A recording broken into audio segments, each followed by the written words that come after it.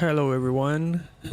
Hello, friends, and thank you for joining me on this Sunday evening for another stream live. And today we are going to have a little bit of a different adventure than we had in days prior.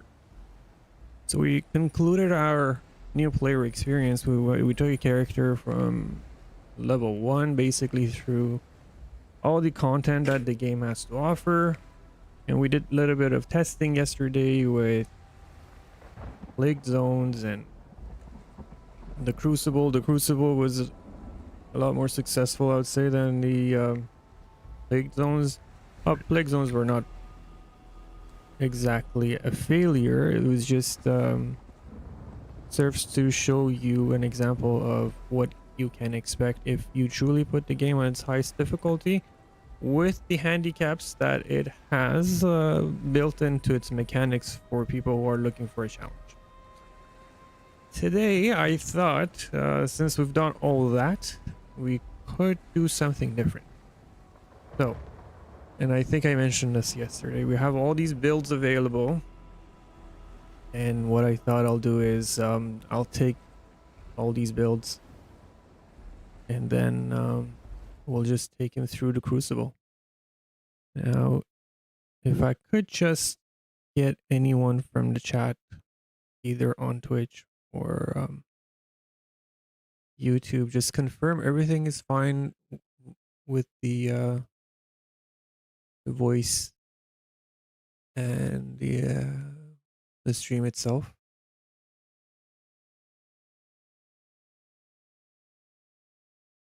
I have done a little bit of tweaking, trying to get ready for the podcast that's going to happen later next week, and have to do some adjustments here. Audio and stream is good. Seems fine. Yes. All right. That's great. Got some people in the chat. Thank you so much. I really appreciate that. I've had problems in the past. There was a stream where I basically talked to myself for an hour and a half before I realized that my mic was off, and I was wondering how come no one was answering me. There were people in the chat, and I was like, wow, if you guys can stick around this long without me saying anything, or maybe that's what you prefer. Maybe you prefer me not talking, yammering in your ear. Anyways, let's get this show on the road. Now, truth be told, it has been a while. I took a bit of a break from the game for about 4 months, and I never played until the beta was out for the co-op. So I'm not completely acquainted with all these builds that are here. And what's gaming without a good yap? It's true, eh? Sometimes we just need a little bit of a good yap to go with our games. So yeah, a little bit of a disclaimer. I might not perform as well as you might have seen me perform in the builds, in the build videos that you have seen for these builds, because when I put the builds up, I have spent quite a bit of time on them. I've spent time building it from grounds up, and I've been through the motions with everyone, and I have like tiny little things to mention about the build. So I might not have all that insight, but if there's a build that you see here today you like, if you go back to the video and they're all in a playlist, I have always tried to make a point of explaining the build completely and thoroughly to everyone, so when they pick it up they know what to expect and how to make it perform to the best of their abilities. Good evening, Jomari. Thank you so much for joining our stream today. So I'll just pick the first one, but then if there's somebody in the chat wants to put in a request from the build videos in the past, then I will just pick anything that you guys want me to. If not, I'll just pick random ones, and we'll go through the Crucible and see what these builds are really like. So here we have, this is a build that I have never actually shared a video of it, except for a couple of videos that I used to do called the Chad Monk. This is a purely martial arts build. It has only physical damage, and it is a very strong build. It's a full cloth set, if you could believe it. I will show you how it works, how strong it is, and maybe I can actually change your mind about cloth. I know a lot of people look at cloth as not a really viable option for a melee build, especially if you are just starting out and you obviously you are still learning the ropes. But this is a build that is surprisingly tanky, and I'll show you. I think what we'll do is we will do 2 runs with each build. We will do a normal run. I will pick any echoes that are available to me, and then I'll do an echoless run. That will give me a little bit of a time on the build itself too, just to be able to manage it without any echoes in the Crucible. So let's take a quick look at it. This is, as I said, this is a full cloth build. We are using claws are really, of course. I have claws built too. So if you want to see a claws build, I have 2 different ones. I have a fire claws and an ice one. But let's look at this build first, and then we'll go through the rest and want to see whatever else you guys want to take a look at. So here we're using the Nith Grove Binders. In my opinion, probably the best gauntlets in the game, especially if you want to go for that martial art style. This is pretty much a Muay Thai setup with this, all the kicks and the knees, and you get the only issue with it on live right now is that it has an issue with its move sets where it will miss your 3rd and 4th attack on large monsters quite consistently. So sometimes on bosses it will land, but on the elites and large monsters it almost misses without missing. Hello everyone on YouTube chat. Thank you for joining. By the way, if you're on YouTube and you follow me on YouTube, you're subscribed to me on YouTube, please follow my Twitch link and give me a quick follow on Twitch so I can reach 25, and then we can work our way towards the Twitch affiliate thing or partner thing, whichever one it is. Okay, so on this, what I have is Drive Break. Drive Break is not a rune that you can find, you can extract. This is found only in the Crucible.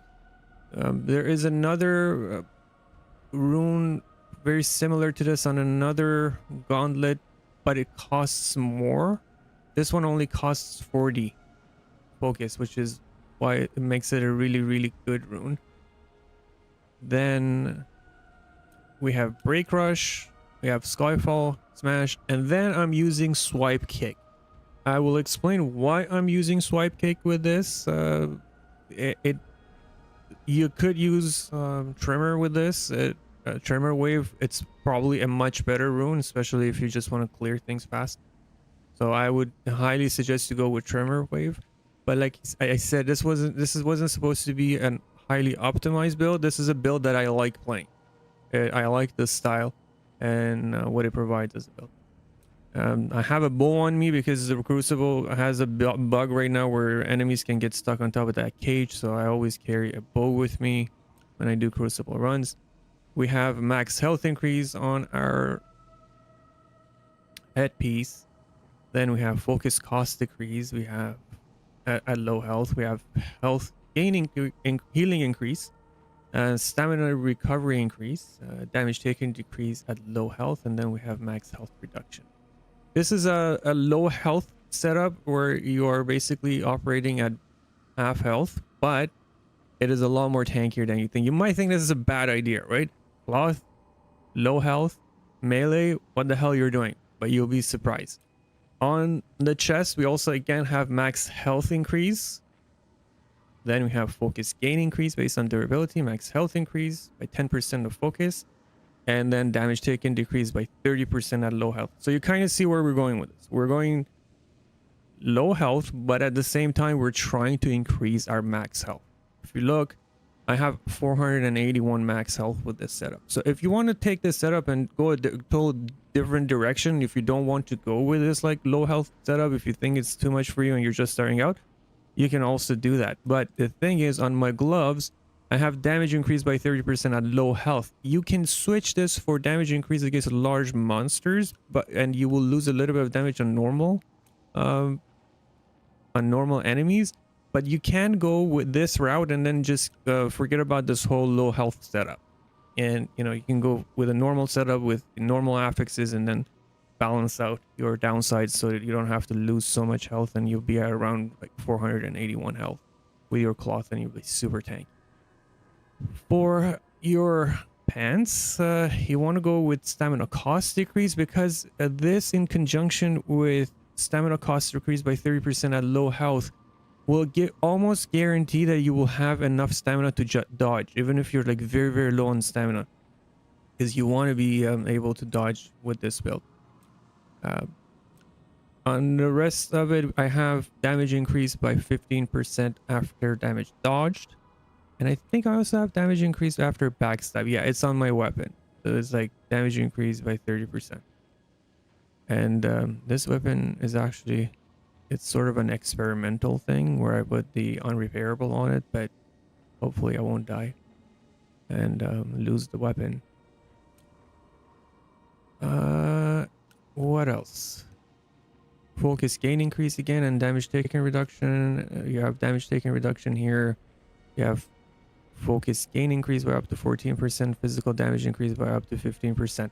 Now, I don't have my gloves exalted, because to exalt this, I'm gonna have to lose about 6% more health to get it completely exalted. And I don't want to do that because it's not necessary. I have a 481 total health pool and I'm at 221 normally, which means I will always be at below the 50% health, and I don't want to lose any more. So I have exalted all the other affixes that matter. I just didn't exalt the one affix that would basically lower my health and further than this.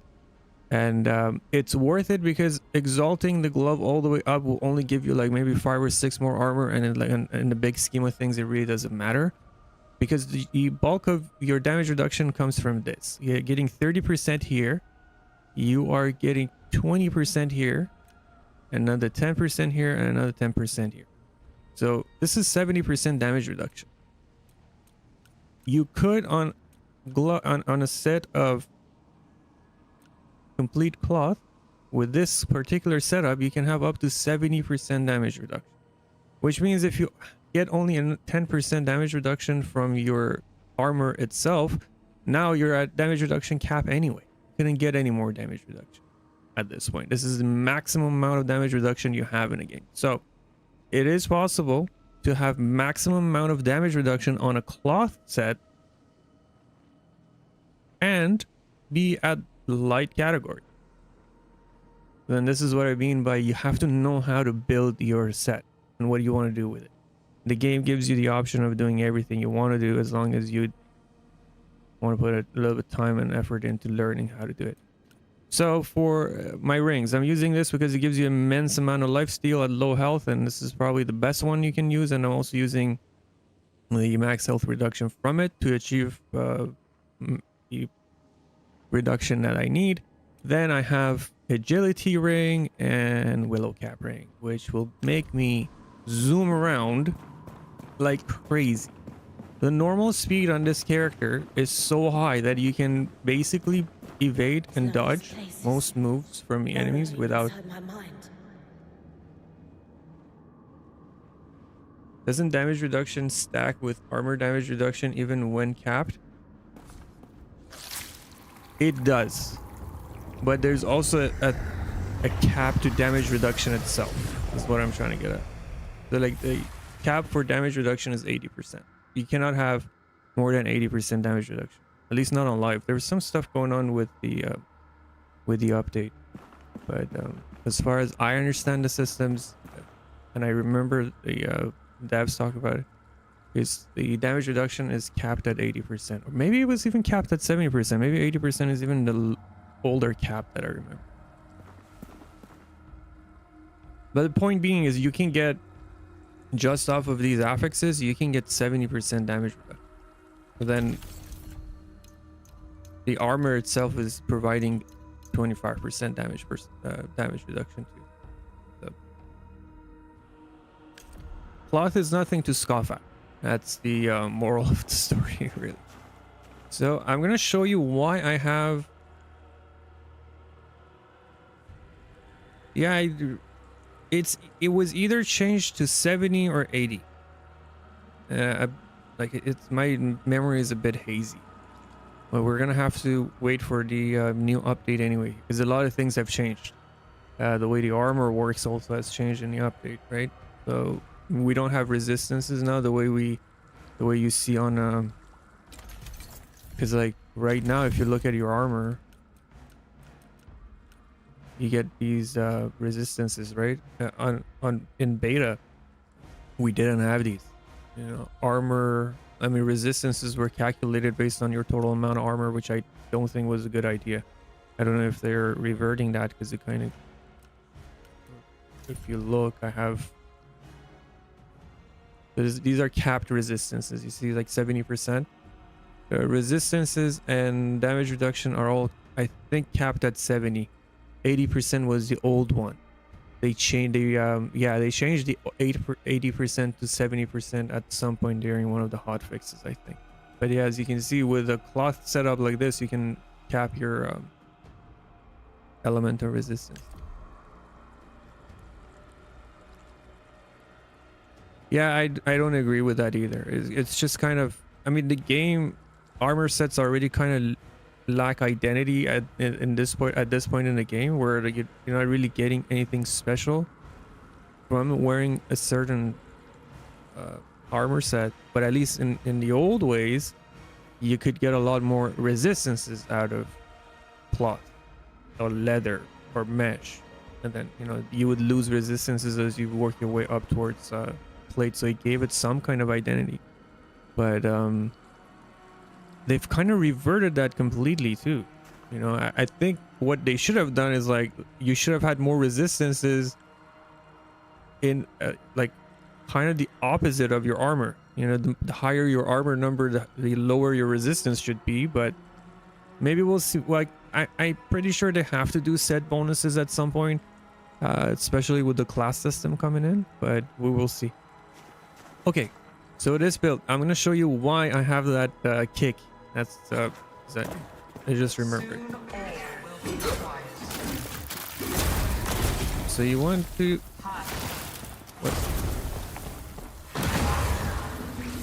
when you do this, okay, and if he dies. So because this build has backstab built into it, when you backstab enemies, they don't die and they're on the ground. You can't punch them because your punches will miss them. The one way to do it is, like, you backstab them and then you do this swipe kick right away, and that gets rid of them.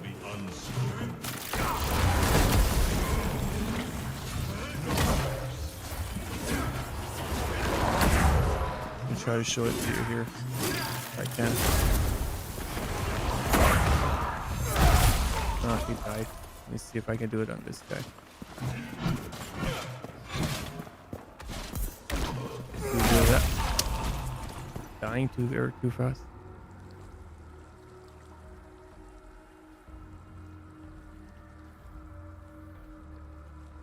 Yeah, there is a cap to damage reduction and armor. There is at some point. Well, there is also diminishing returns with armor. So the higher the number of your armor, the lower reduction you get out of it. I have a whole video about this. It's called how to maximize your armor efficiency. If you're curious, I do refer you to that video, because or maybe we can talk about it at the end of the stream. I think I'm talking a little too much without showing you guys these builds. I tried to ask this on YouTube, but do you guys think it's worth playing on January 22nd if you're only solo? Yeah, why not? Why would it not be worth? Why do you think it's not worth playing if you're solo?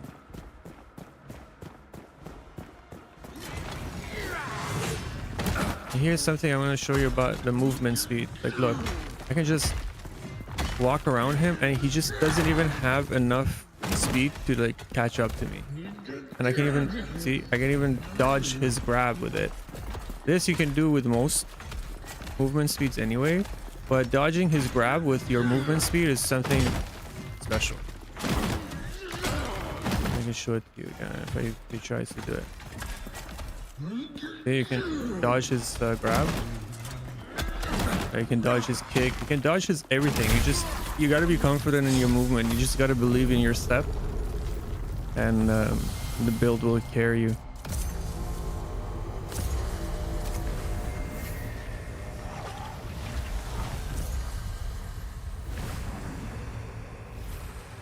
So Regine, I don't know if you heard me, but I'm just curious. Why do you think it's not worth it to play on January 22nd? Is it because there's no extra content and you don't have anybody else to play with, or because if it is the content that you are referring to, there's a lot of new systems, like as far as combat is coming in, and armor and everything that you can experiment with.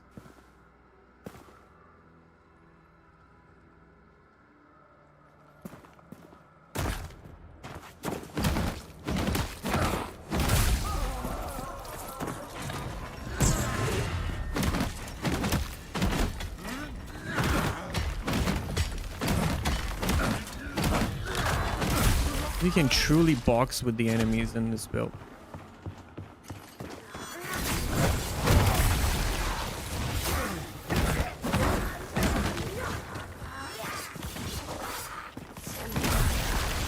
Even the witches are not a problem. You can just get to them before they can do anything.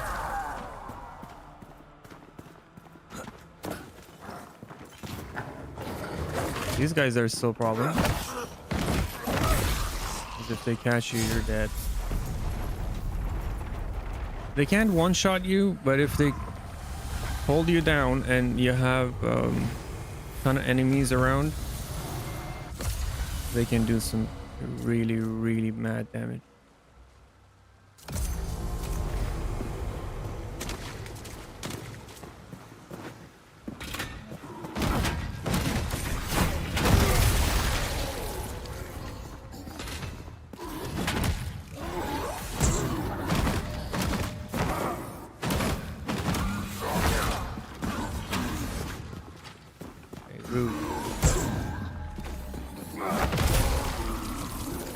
That's the beauty of having a stamina rune.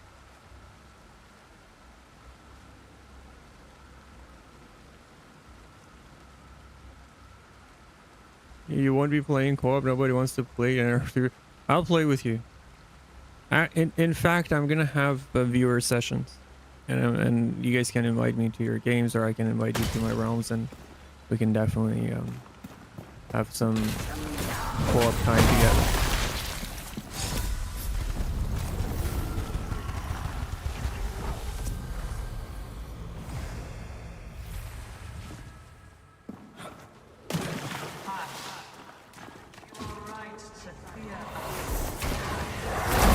So you could do this, and then you kick them as they're down. I can show you. You do this, then you kick, and they will die.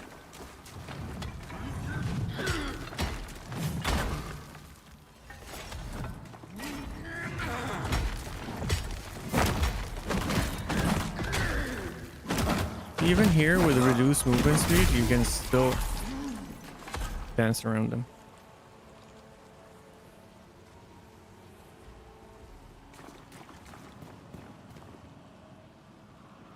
What's up for one Crucible run? Nah, you don't need to.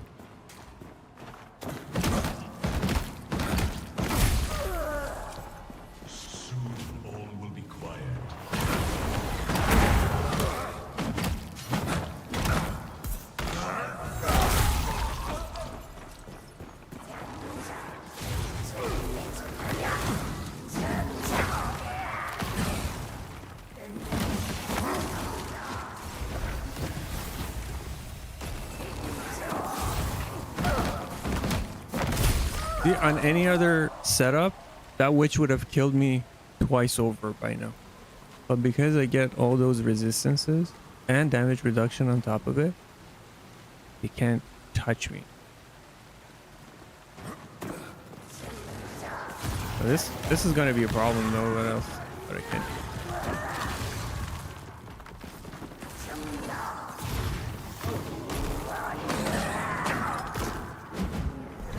That is so...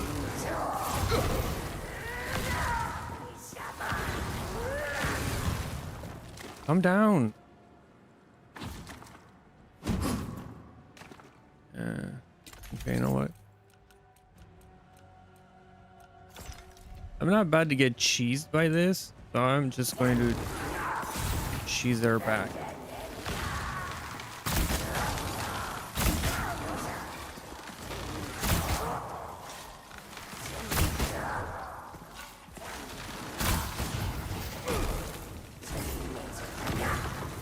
Well, that's not doing any damage to her.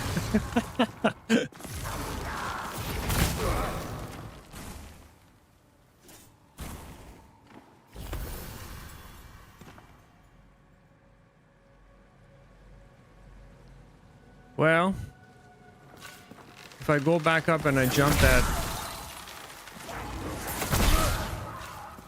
ledge, it will kill me. Or just like, oh, you're not killing me, but be very close to killing me. I'm just gonna do that.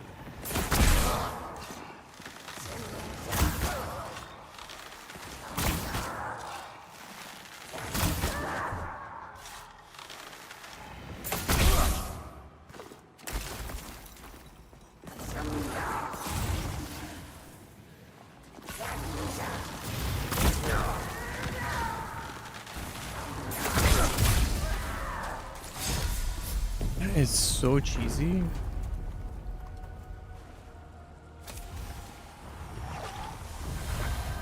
Are there any builds in the update you're looking forward to? There are a lot of builds I'm looking forward to. I'm looking forward to how much actual physical damage we can get in the new update. I'm also looking forward to doing some crazy bleed builds if they fix bleed effect on stationary enemies. I also have a feeling that freeze is getting a little bit of a nerf. Not too sure, but we will see. Yeah, there's a lot to be excited about.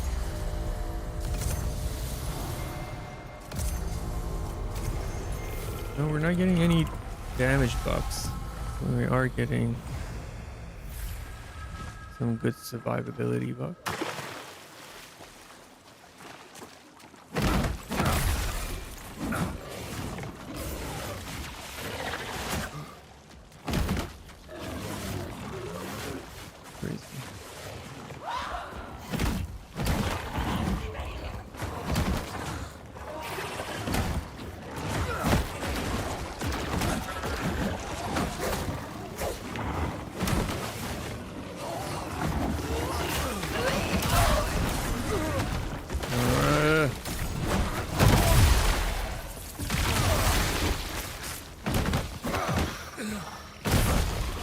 Farm these first.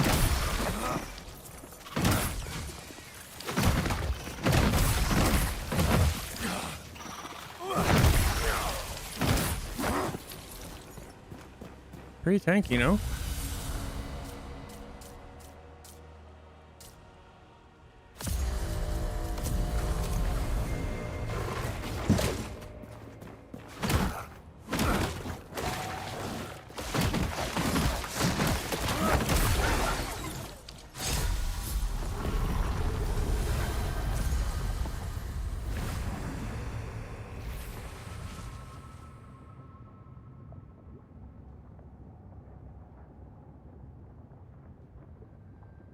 Sorry, I just lost my phone.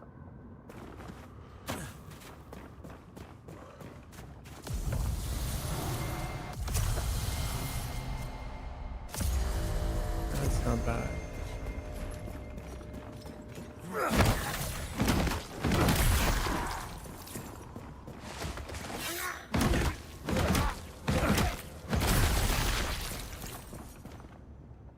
Do I have a rune to deal with these things? That'll do.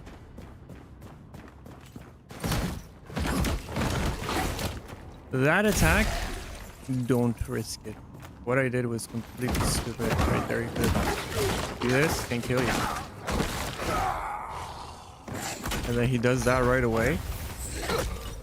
And then you're pretty much screwed if you have more enemies around. I was a bit reckless with that because there was nobody here. Again, if you're new here, don't forget this chest. There's always a chest here.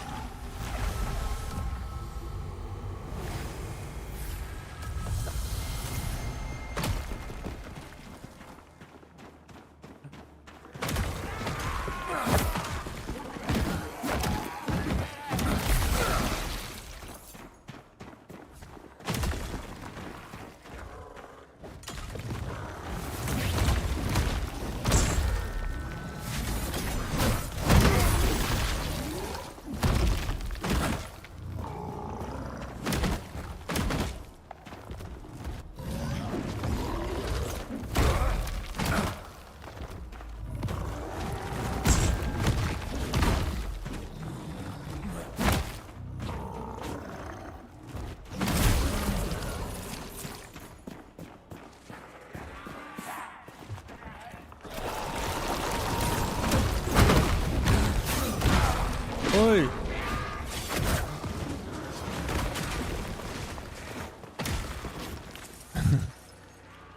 Why did they not die? They took a risk there and it almost didn't pay off.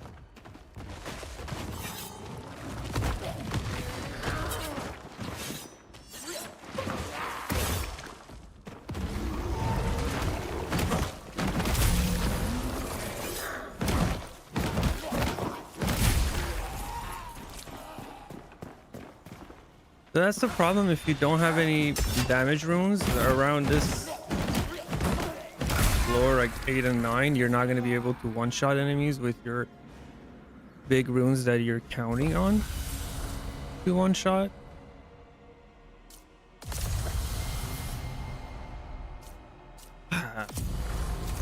That's not bad at all.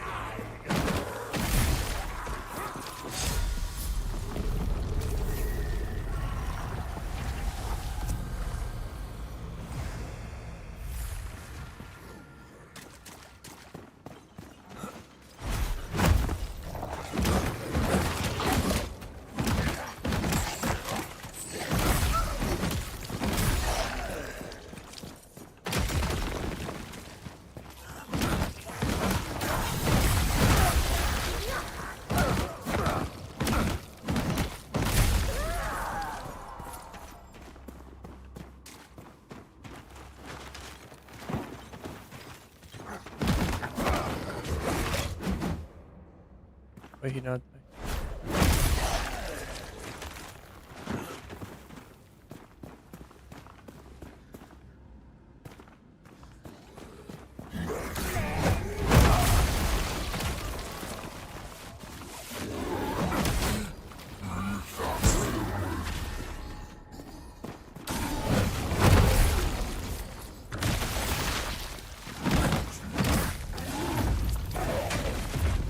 Focus farm this guy a little bit. Get out.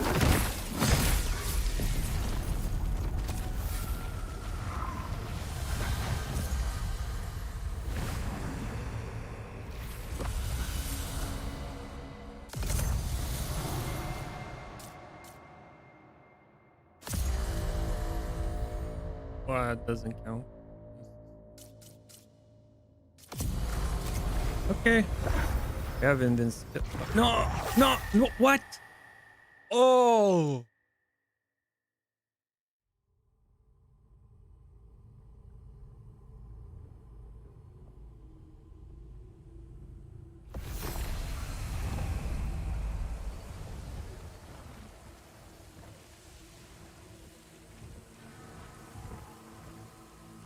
Here's what you need a face cam. You guys should have a face cam. Like, you should be able to see me right now. I'm fuming. Okay. What? Usually, I have my utility runes set up so that I have my damage surge on my triangle. On this tune, I have my damage surge, as you can see, on the Can't even talk right now. The other day I sold my weapon on stream, and now I do this, and well, I guess it makes for like because you guys can have a laugh. So anyways, I usually have my damage surge on triangle, but on this tune I had return on triangle, and the anyways, you saw what happened. You saw what happened, and here we are.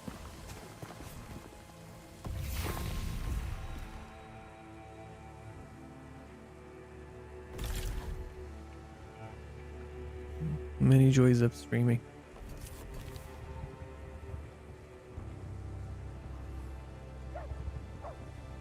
Yeah, I don't know why it doesn't say that. And the other thing is, I'm also kind of used to the return rune in beta, because what happens with return rune on beta, when you use it, you will get this screen.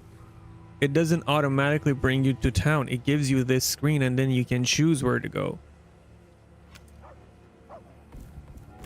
What a way to start a stream, eh?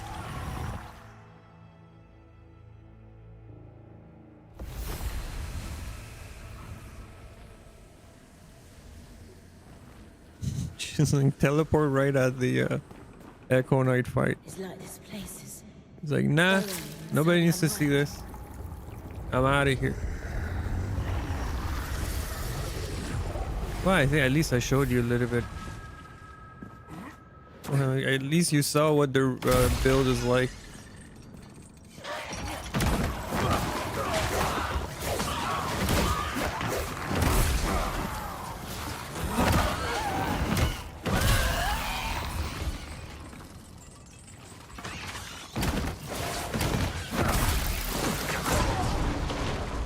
Is it hitting me from there?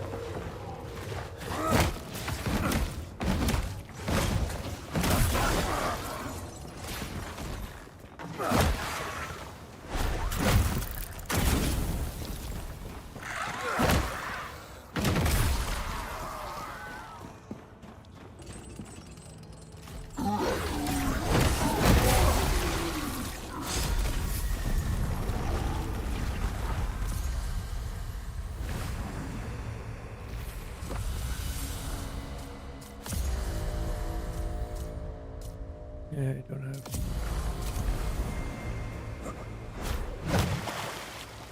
Sometimes this guy ends up being right down there, right?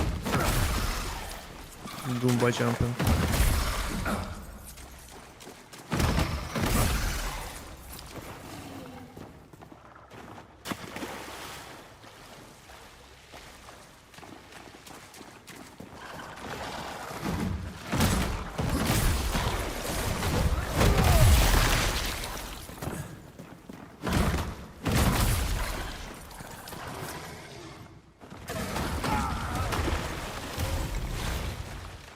Excellent.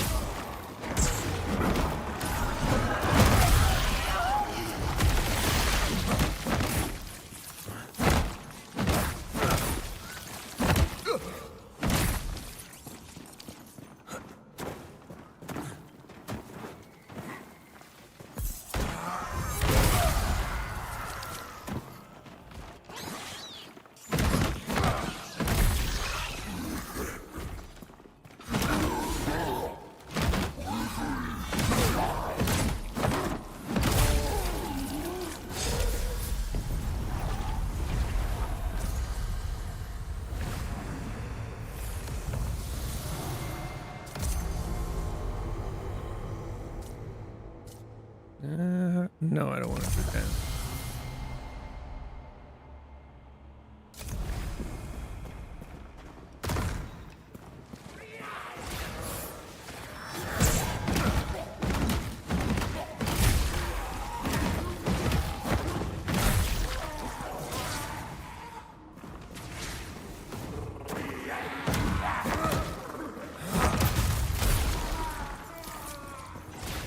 He was hitting me as he was falling down. You saw? Look at him. This rune is also good for pushing these enemies when they're standing right at the edge. You can just take him off easily if you have stamina. That.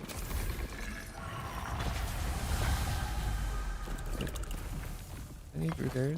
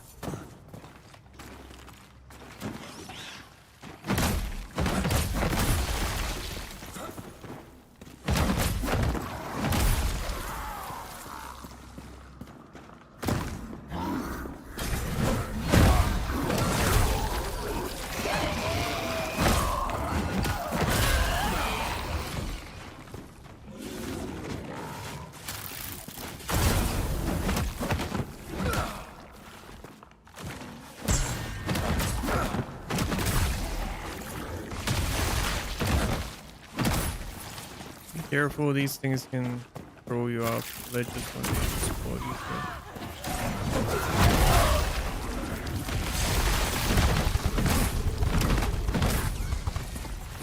That was lucky that I got enough distance on him.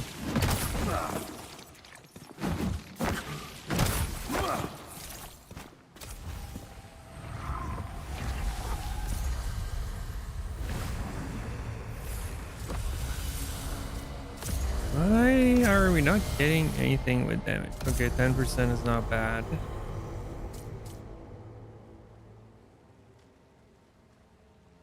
Oh, this is pretty good.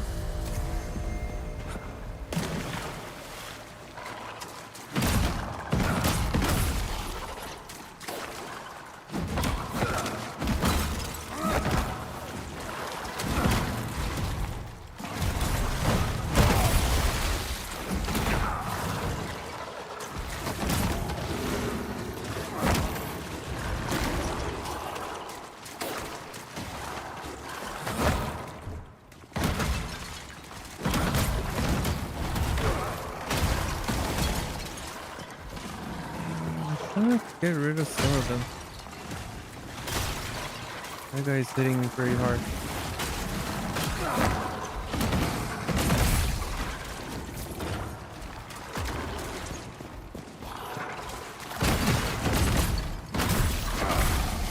Yeah, this is why you want tremor wave.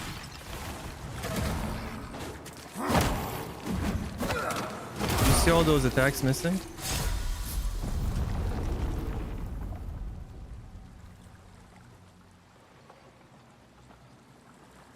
Good beginner build.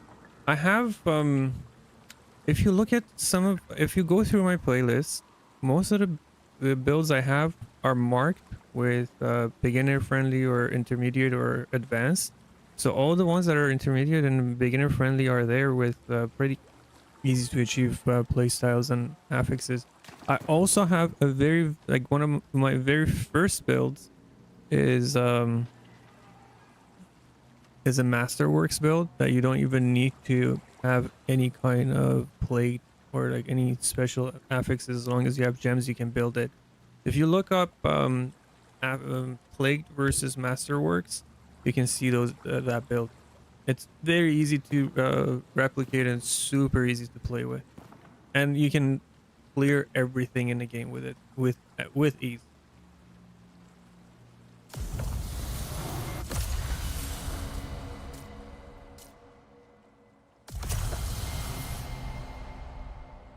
Okay. Oh, these are pretty bad.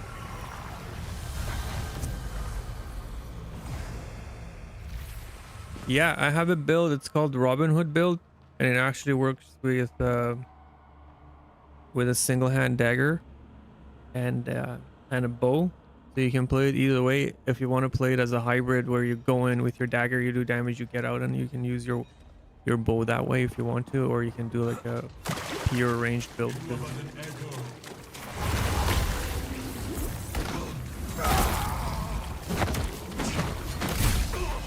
That's what I mean by that combo. Is these guys are stronger at this stage. When you backstab them, they won't die, but after you backstab them, you can just follow it up with a kick like that, and by the time they get up, you can kill them.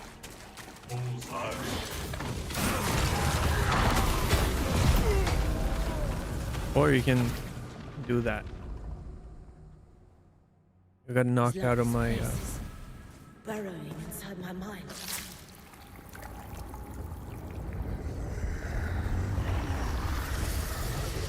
So this is one danger you have with cloth, that if you get knocked out of your animations because you have very low poise, you can get pretty messed up.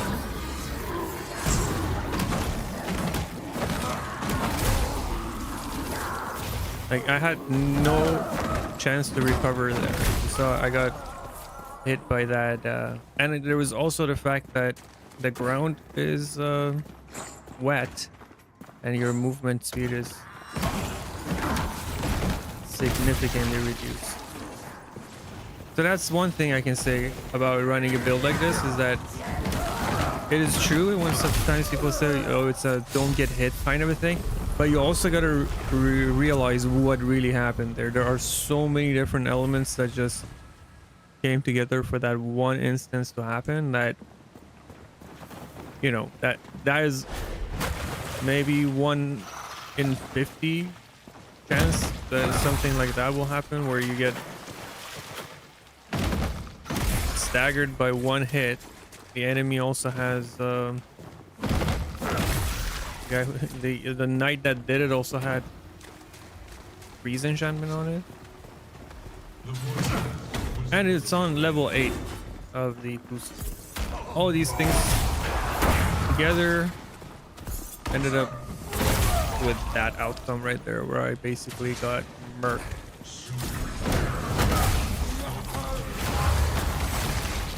It's very rare for something like that to happen, but it still can happen. If you have higher poise, if you have if you're not wearing cloth, if you were playing this build wearing mesh, for example, that wouldn't happen.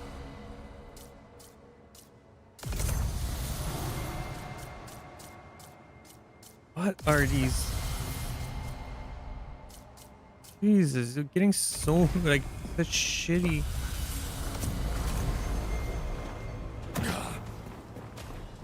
Whispers let you die.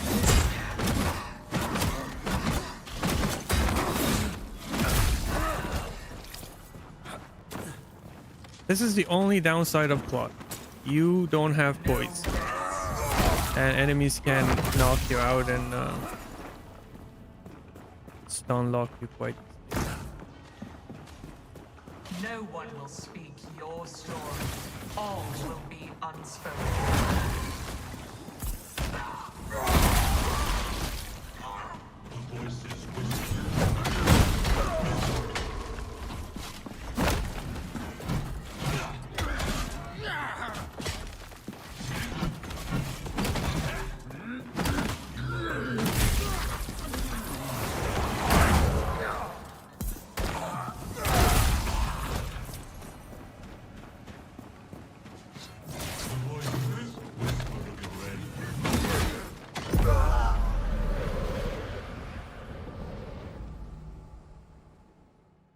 It's like this place is I'm mildly cheesed, and it shows in my gameplay, so I have to get this under control right now.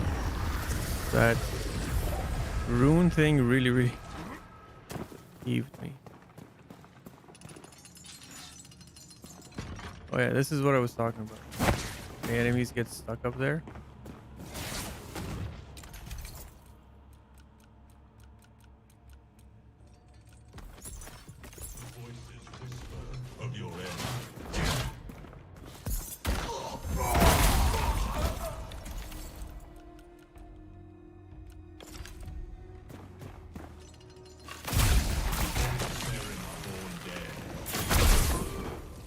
Knock him down. The voices whisper of all will be unspoken. The voices whisper of your end.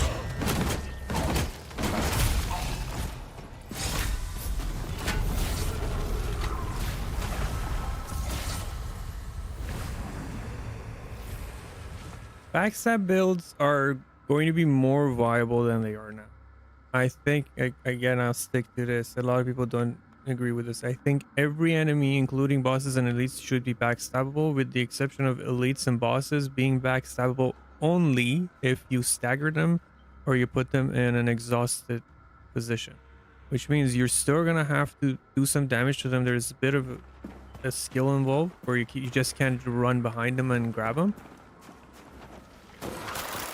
but it will still give you the bonuses from your backstab affixes that you've invested in. The problem with it is that you invest a lot into that affix, but then if it only works on normal enemies and not bosses, then you're losing.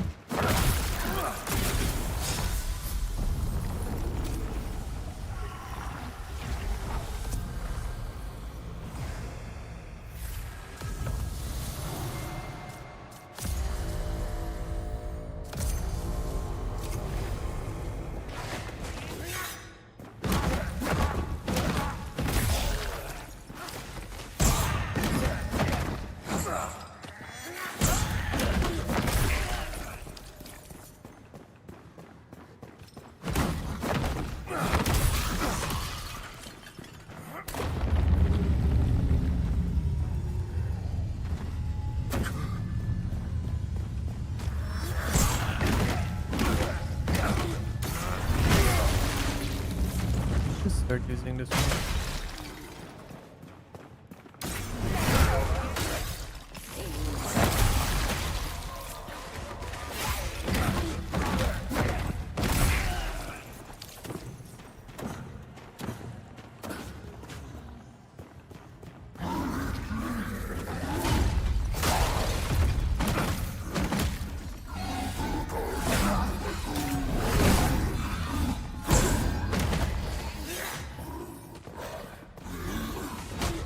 Thank you.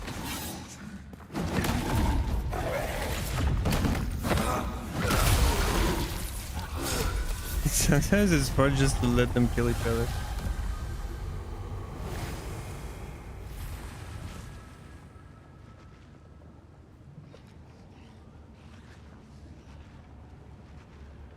Yeah, they are still working on fine-tuning systems, right? Just because it's not in right now, it doesn't mean that it's never going to be in. They do a pretty good job at listening to people.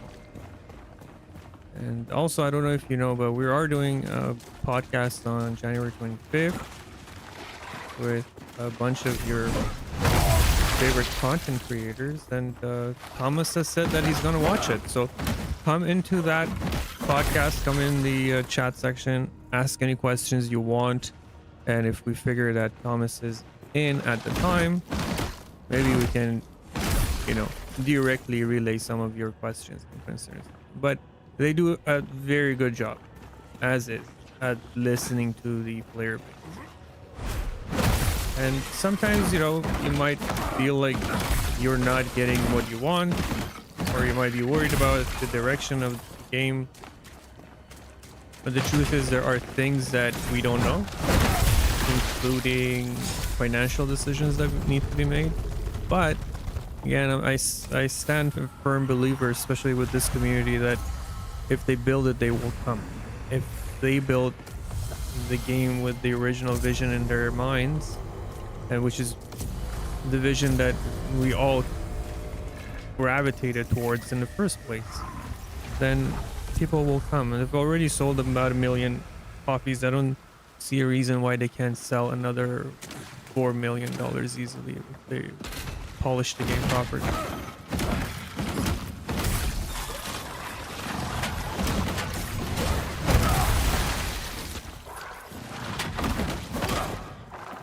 That's not a good idea because that guy is going to jump me. That big guy is going to charge at me soon. That's good.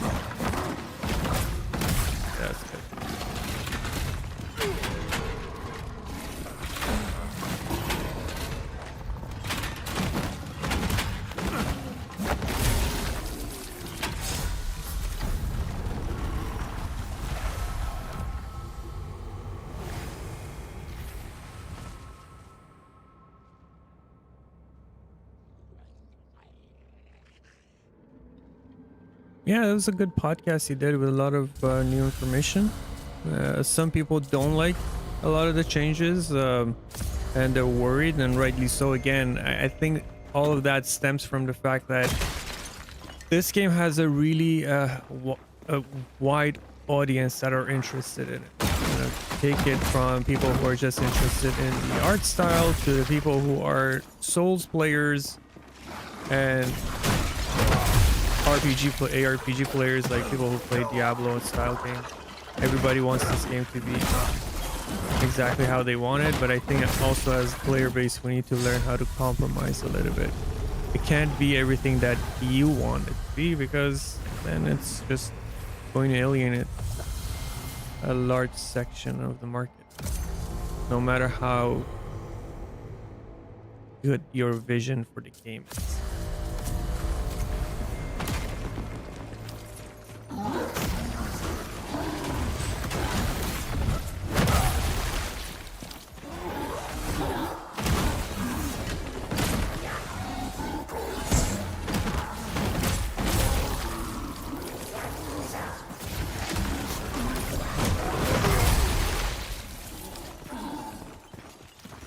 You believe it or not, I'm more afraid of that dog. That's part of why I'm running away. Because if that dog catches me, I'm dead. Look at that'll do. I swear to God, these dogs are the most dangerous enemy in the Crucible right now. They have been nerfed. They have been nerfed for the upcoming patch. Nothing makes me happier.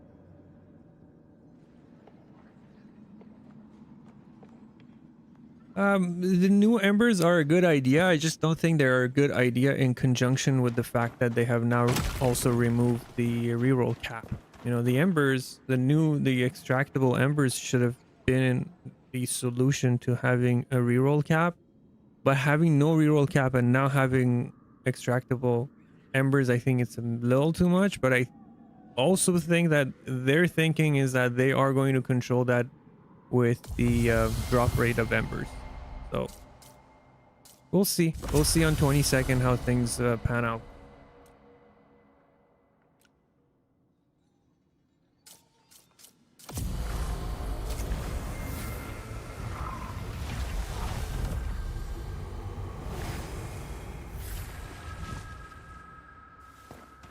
Yeah, there was a change they did with these dogs. They didn't used to be this bad. They actually used to be kind of a joke, and then they changed them and they gave them this pounce thing, this one, which can like basically kill you. There's no two ways about it. That actually kills you, especially in the later stages. I need to kill that witch and then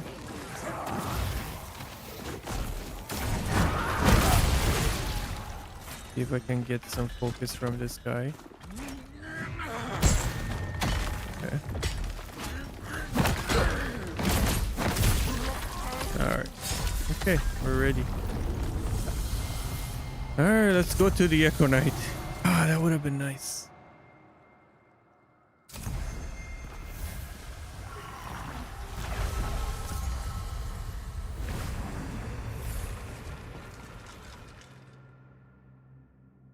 Careful. All right. There we go.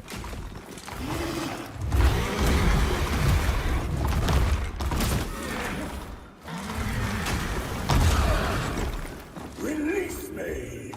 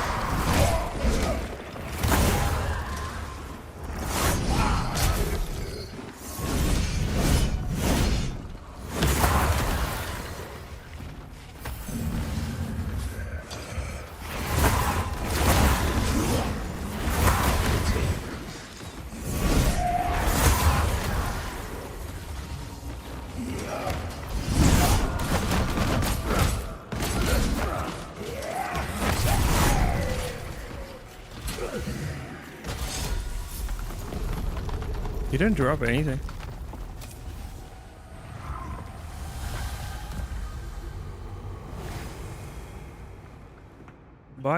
Listen to this. Buy enchants at Eleanor, and the good ones cost more embers than the others. Yeah, there are a lot of solutions to this. I think the good thing is we're in early access, right? Yeah, he didn't drop anything. We are in early access. Your voices are heard. I know sometimes from personal experience, it can feel like you write about things on the forums and you talk about things on Discord and you feel like they're not listening. You have to also realize how many of us there are out there. There are a lot of us with a lot of opinion. But personally, I have had certain things mentioned on the forums which I thought went completely unnoticed, but at the end of the day, they were noticed and they actually did something about it.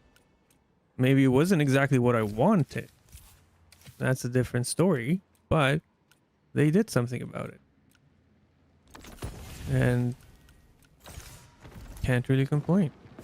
So, all these solutions that come to your head, make sure they're voiced and make sure they're voiced frequently. Burrowing inside my mind. And they will listen. Okay, so let's try this one more time without yeah, I got mocked. He didn't drop nothing. Let's try this without taking any echoes. And first few levels are not going to be a problem whatsoever. It's only on the 8th and the 9th floor where you start having a little bit of an issue.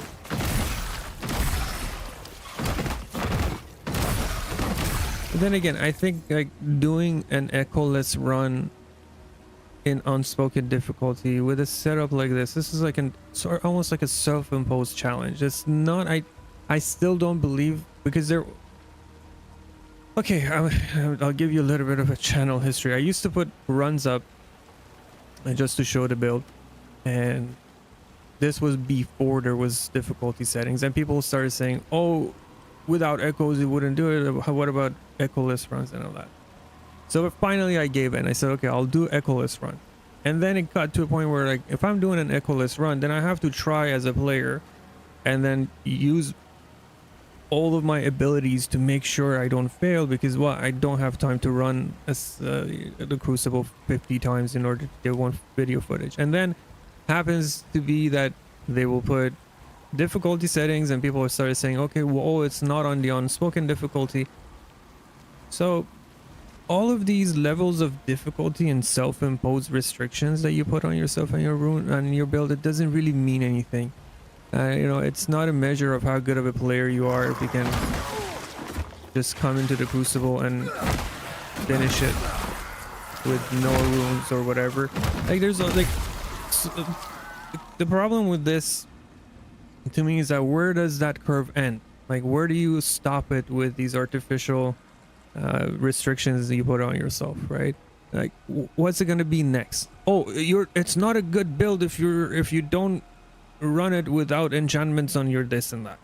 Well then, or you're not a good player if you can't run Crucible naked and parry every attack that's in the game. Enjoy the game. The game is built for you to enjoy, experiment, get your ass kicked like I did yesterday over and over and over until you find a way to get through it with your level of skill and abilities, and have fun. And we're gonna have co-op, so it's gonna be even more fun.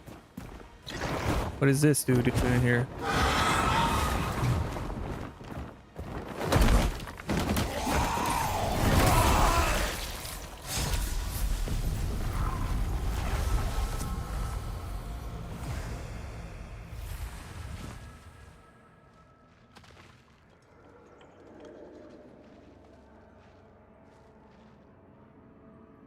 So the thing is with the Crucible, it's hard to judge it also at this point, because this is supposed to be the hardest possible content.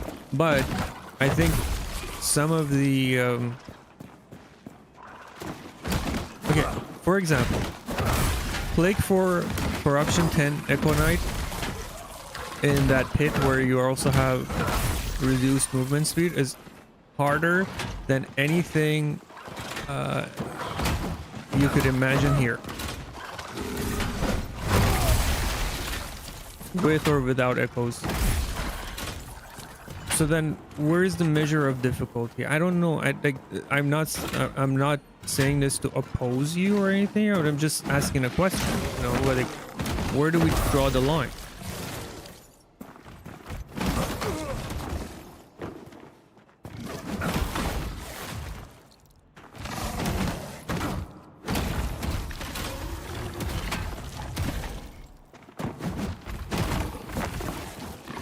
Why am I able to hit him through here? Is funny.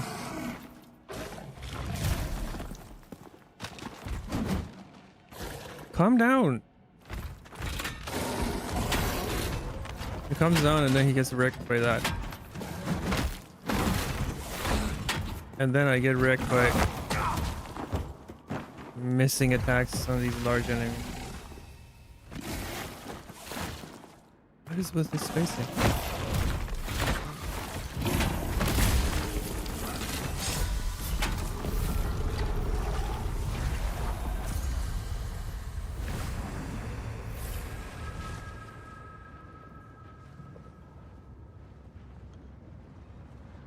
Can I please? Yes, I can. I can show you my home interior.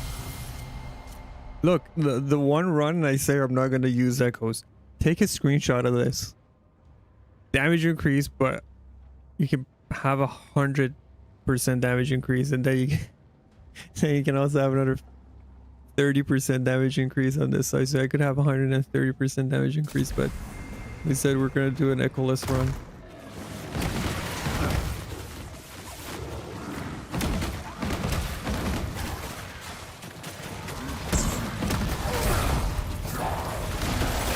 Holy. Alright. How did I not get knocked down? I wasn't even paying attention to that. I was paying attention to the large dude.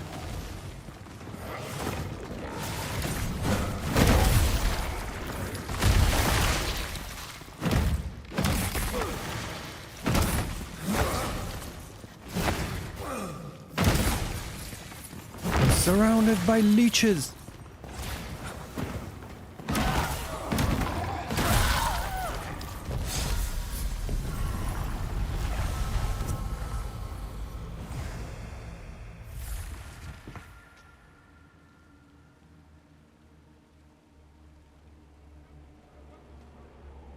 Yeah, well, I agree with you, Jamar. I do test my builds on with no echo, and mostly from a survivability point of view.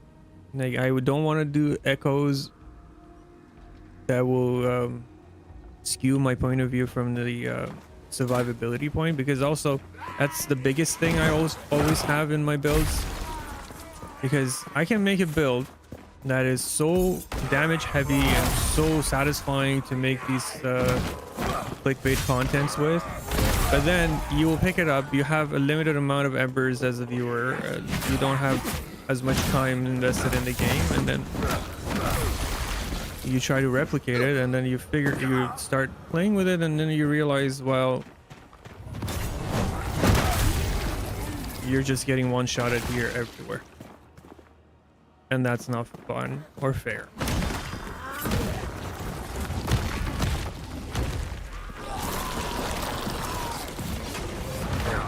And I'm in a bit of a predicament.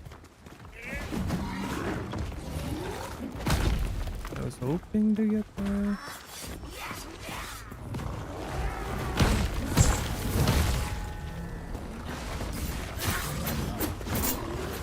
Okay, I don't have enough.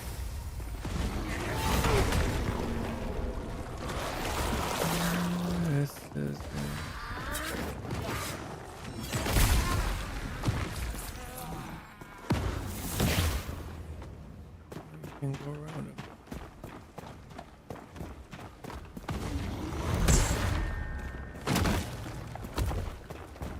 Where's the other guy?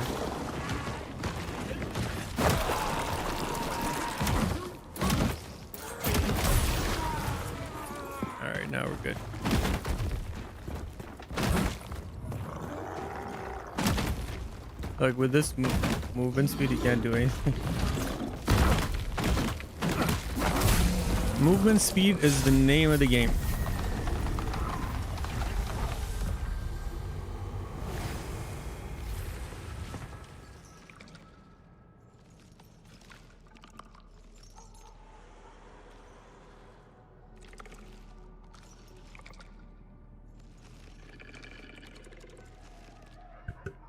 I won't be able to read your comments on YouTube for another 10-15 minutes. So if there's something you really have to say and I'm not responding to, please just do it on Twitch chat, because I have Twitch chat set up right now on my other screen, and with the multi-streaming that I do, I can only have one chat dock open, and I usually check my YouTube chat on my phone, and phone ran out of battery.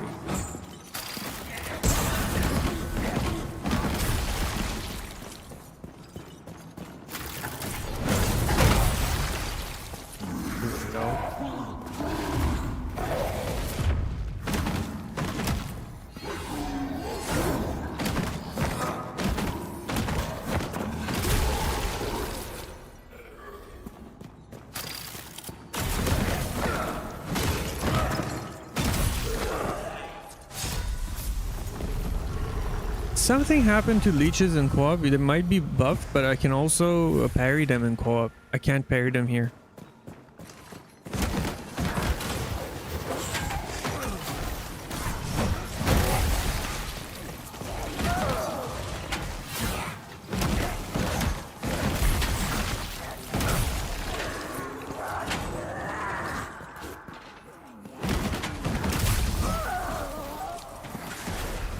Oh, nice dodge.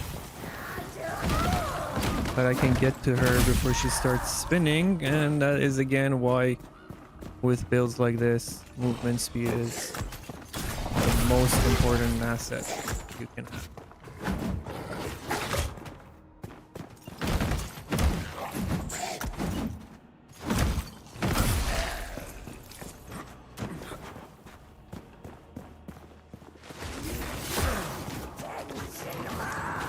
I messed up.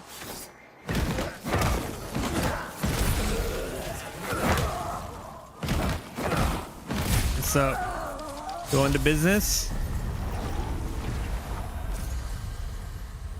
It feels so good when their fire can't hurt you. This is the only way I know how to build. Stop them from hurting.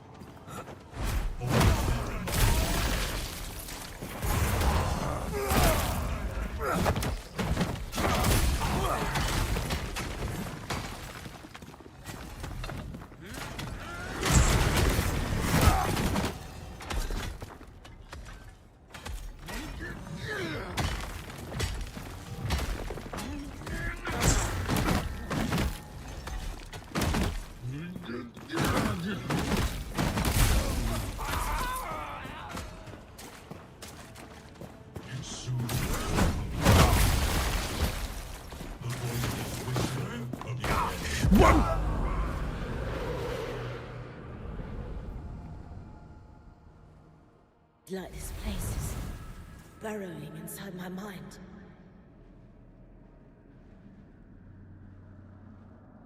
I thought he was gonna do his...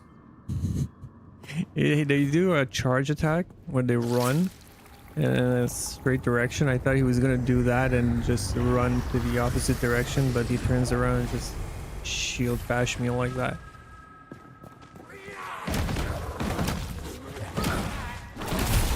And get through like the worst situations, and then something like that happens. It's rough.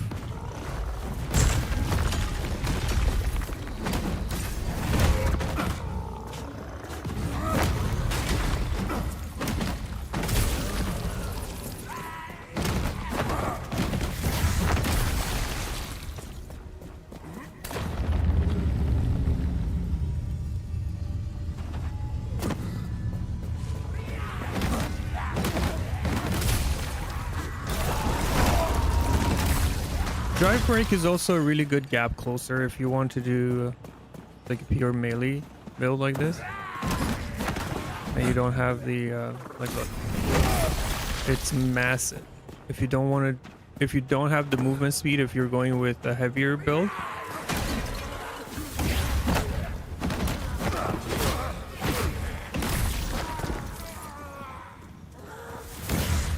I can't see him. Get out of here.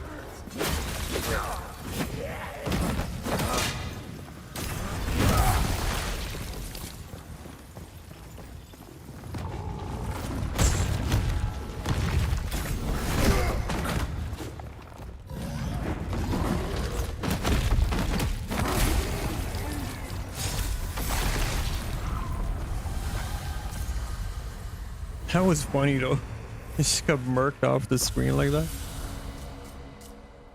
Okay, I'll save some time this way.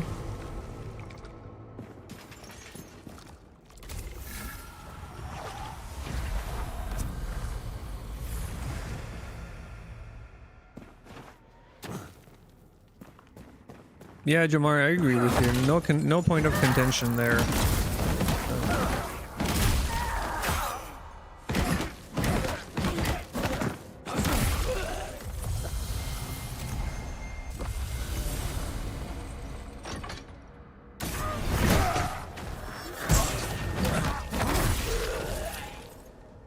The enemies are funny in this case. You punch them in the ass, and without turning around and looking at you, they just start their own animation.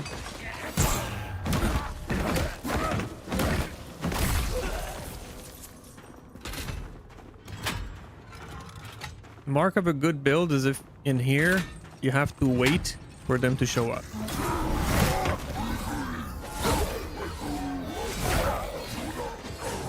Or just die.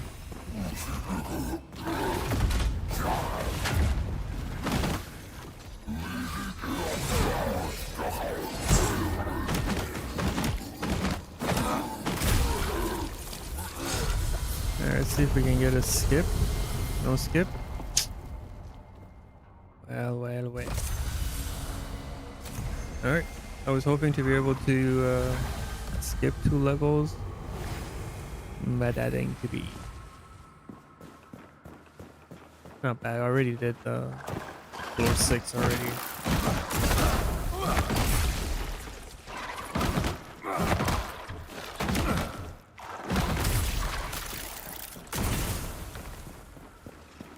Kill this big guy. So, if you saw there, the Skyfall Smash has 2 parts to it. It has an uppercut and a landing.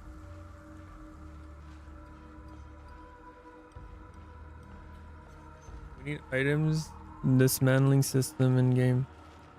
They're not adding it yet, but with job system, they might be part of your craft. You might have to like pick it up as a job in order to be able to do that, to dismantle items.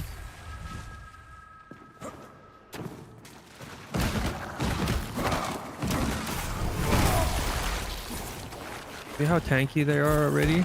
And this is only level 8. Floor 8.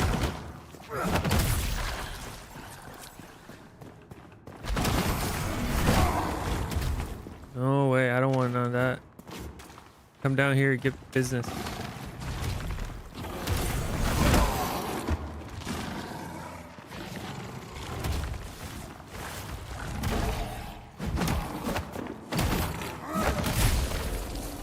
That's right. Okay.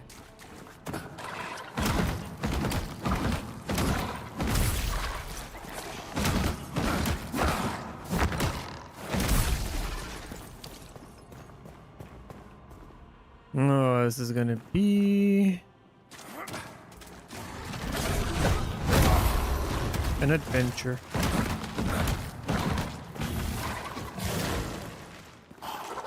Let me get him to follow me. I don't want to risk it. I don't want to die on that ledge.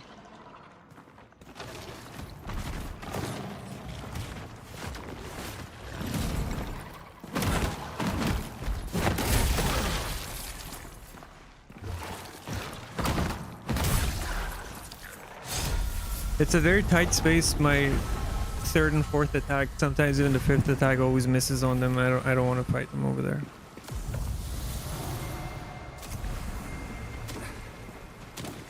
Oh, two of them. Ron doesn't want to make it easy.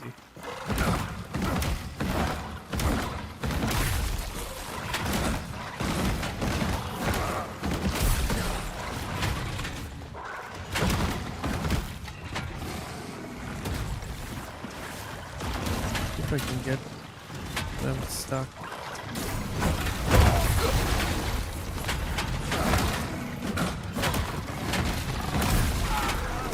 No, no, no.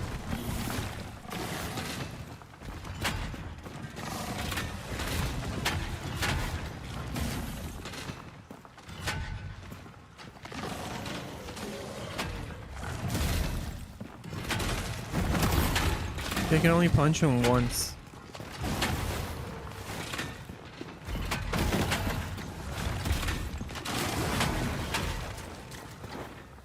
I definitely don't want to go in that water. Yes, one down.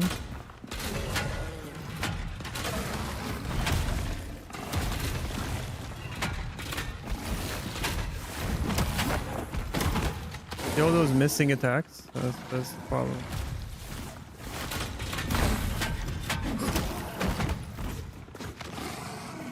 I'm gonna risk it.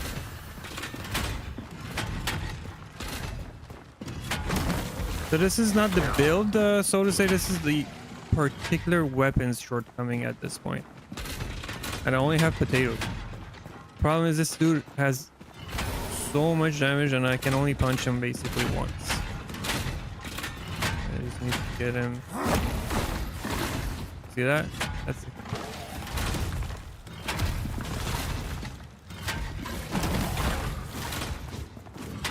Wow, I actually could die to him here.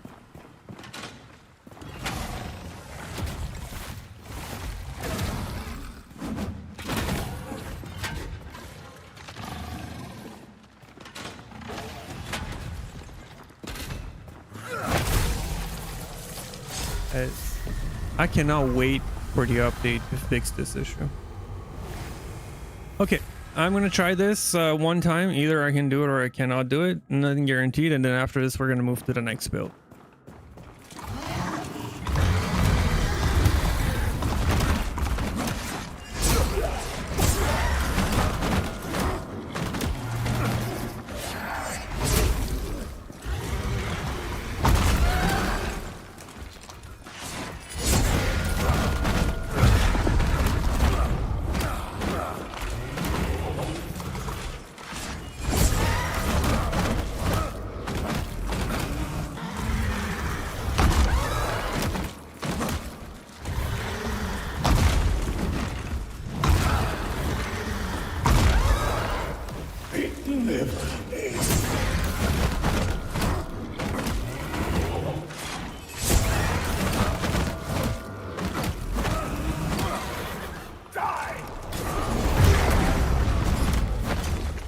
No, you die.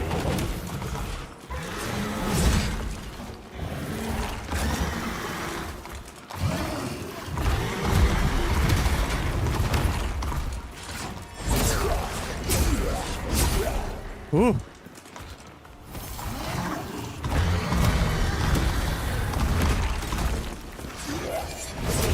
Whoa. I couldn't parry it.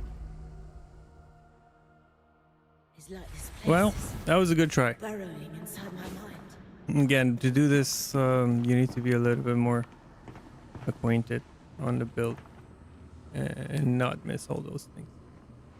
Okay, next build. Menu. Okay, do we have any requests?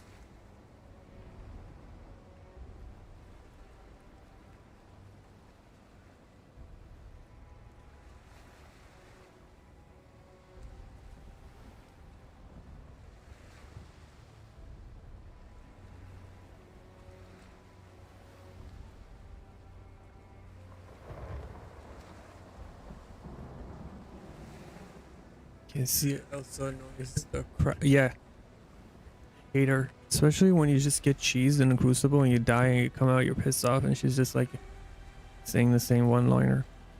Okay, I'll show you the house, even though the problem is my home realm is bugged and I can barely move around it, but I can show you the layout. Dual elemental build, like a dual dagger elemental build. I have a dual dagger plague build. If you'd like to see that one, we can do that one.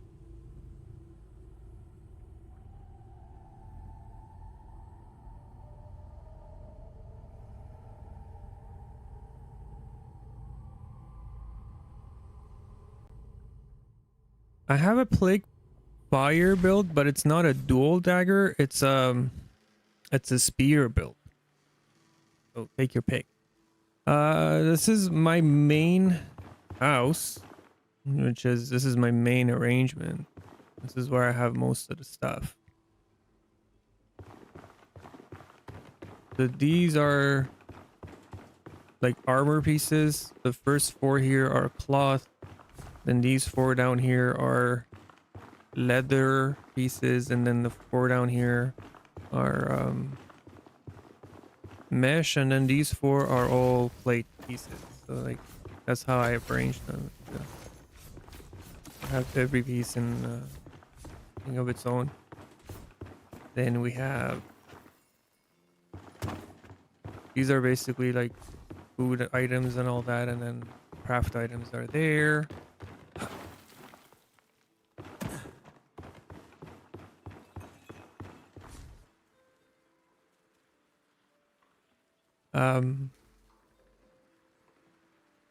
Elemental swap build. If you want to do swap build, I think Into the Wicked has one that where he does like a dagger swap you can look at. But I'm generally not in favor of swapping. I've always tried to make things so that you can do it with one weapon, and that's the aim of my build, where I can do the same thing with using one weapon and using different runes on it. It's if you look up the Kryptonite spear build, you'll see it. And then these are just like random just weapons, like every weapon in a chest of its own. That's what that looks like. Then I have the same thing happening everywhere, really. The only thing that's different for me is the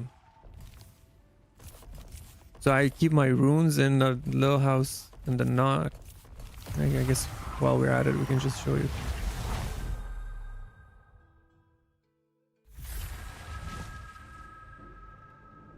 This is my rune house. Those are all like runes.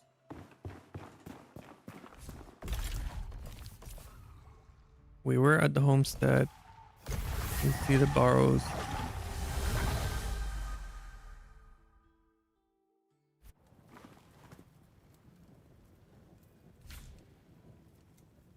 This is my workshop.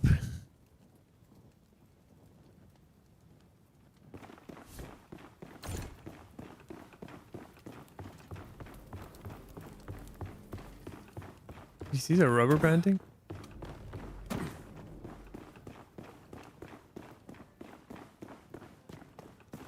This would be the workshop, and then there's the manor.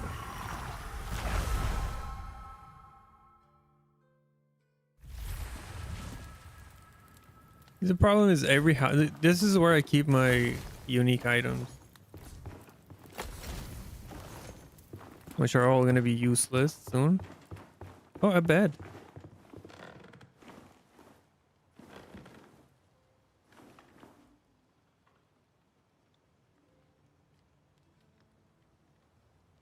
Oh yeah, there's huge rubber band. I can't play. Look at it. By the way, this is the Into the Wicked. This is the area I'm talking about. You should put the stone here, and then put carpets here, and then set up a table here, and then decorate it as you wish. You got this. Also, again, these are chests full of more unique items that you can get in the game.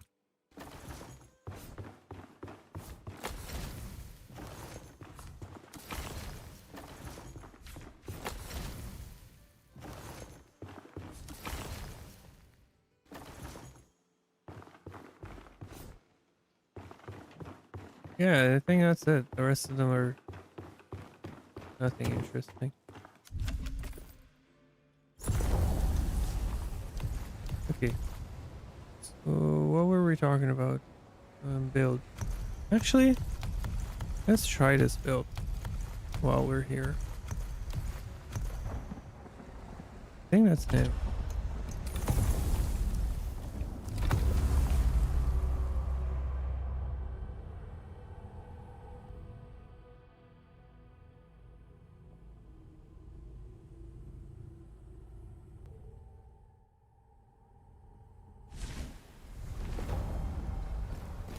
So this is an elemental build with plague and fire. I haven't played it in a long time. This is a super strong build. I really suggest you actually watch what this build can do by watching the video that I put up, because when I put the video up, I had the combos down to a T, and you can kill bosses without even letting them touch you, basically. And I'm not even using any of those This place is crazy rings. burrowing inside my mind. To all you build makers out there, don't use ROD, don't use Battle Cry, use it for testing purposes.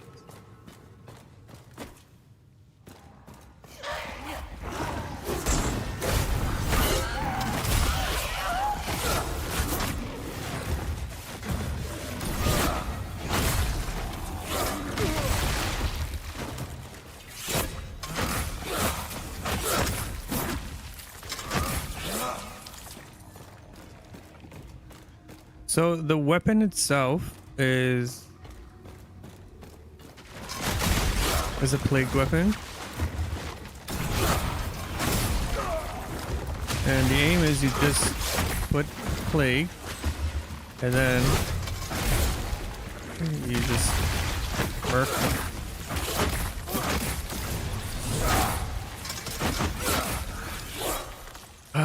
I love this. You know, I have a very strong relationship with this build because ever since the breach update, spears were just here. You do this, you give him the business, and then, well, I didn't have enough to show you. I'll show you in the next one. It's strong because it can lock down bosses and can just kill them without letting them touch you. So you do this, and then you do that. And because this is heavy build using a full mesh, most enemies cannot knock you out of your animations unless it's a push or a shove or an explosion like that. So here, let me get full focus so I can show you. So you do this, and you do that, and then they're dead.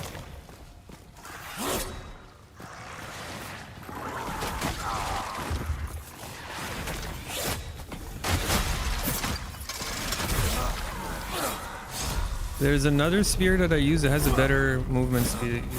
So yeah, this is more of a spear. If you like the reach, you can use this spear. This spear is probably better. Same setup, but this is more flashy. But this has better reach and speed. And then you can also do this.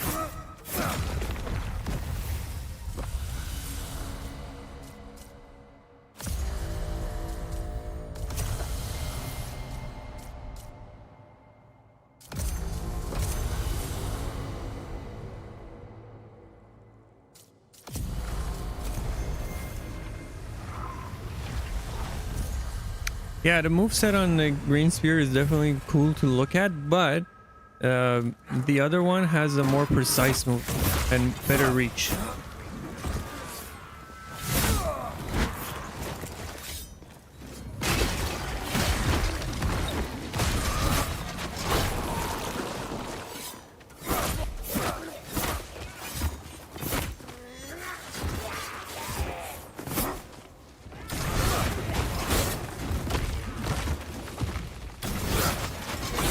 got like these large mobs coming at you again.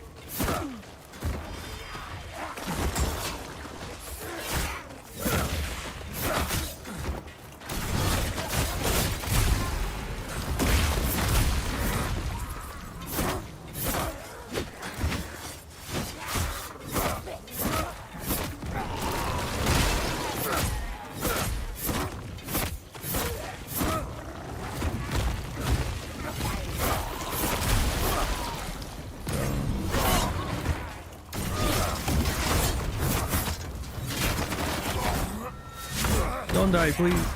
No. I'm just getting used to this build. It's like this place is burrowing inside my mind.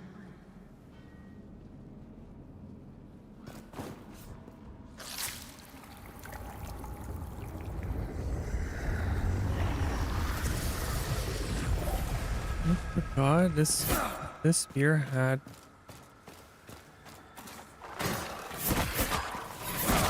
Yeah, it has this also. We're like.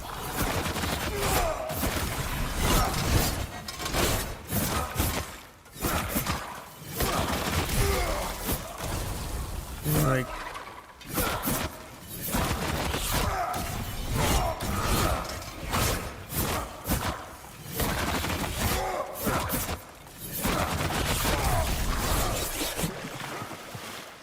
Like super easy to get.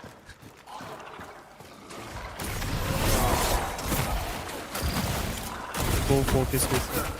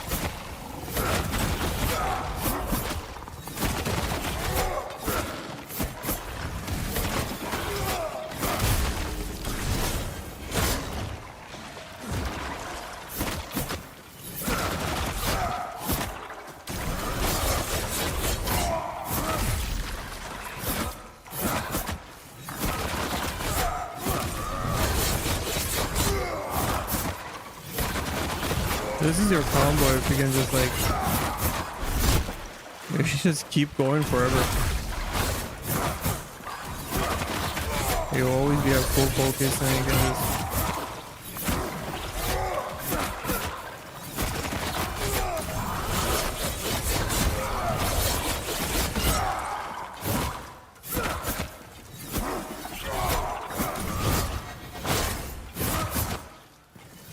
I'll show you how fast it builds up.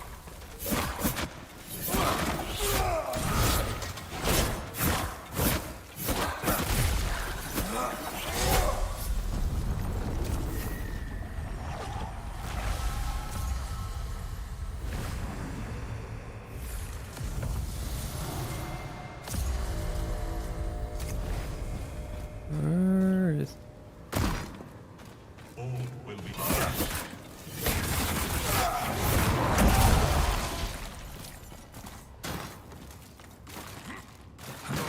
the voices whisper.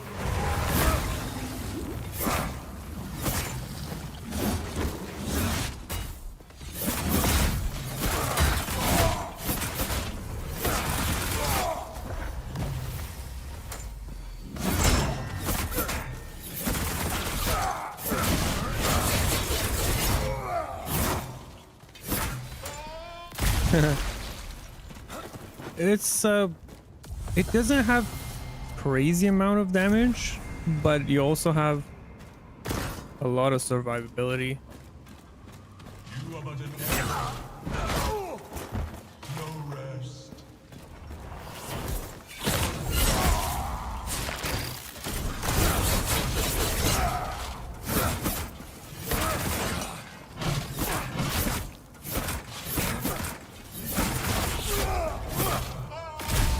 Oh.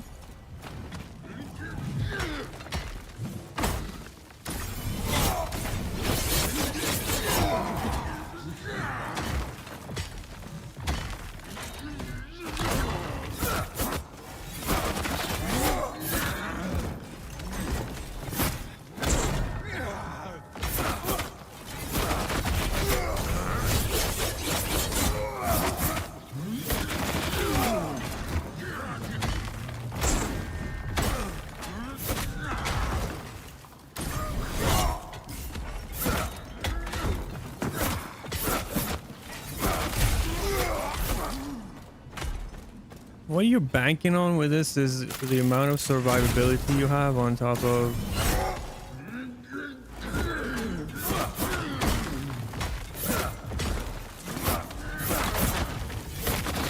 there is also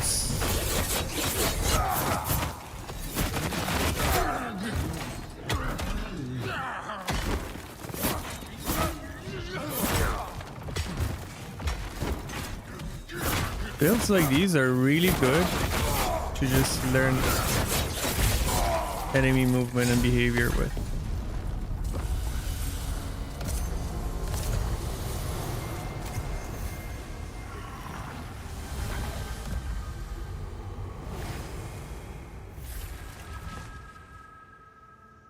Oh yeah, spear damage is super low and spears are in a bad place. I like this build because I somewhat got spears to work using this build, so I was just happy about that. But like this one, like you see, this spear has more damage than the other one.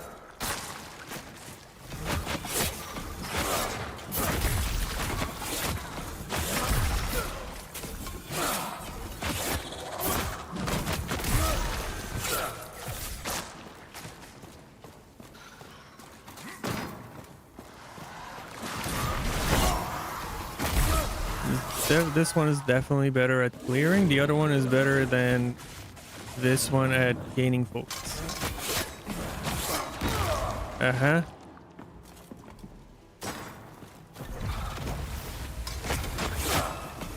And it has a flashier moveset too.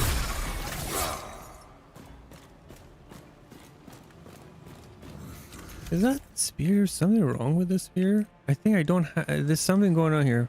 1 second. Let me just double check. This is... What is this?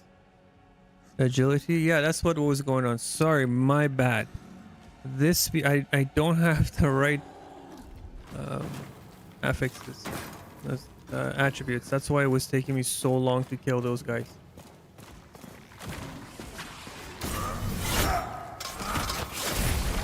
Otherwise, it should be easy like that.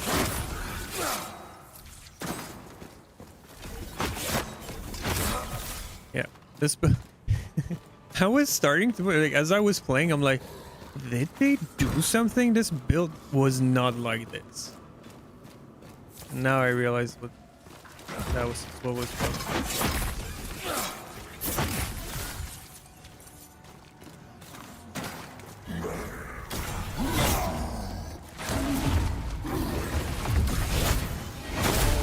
That's how it works.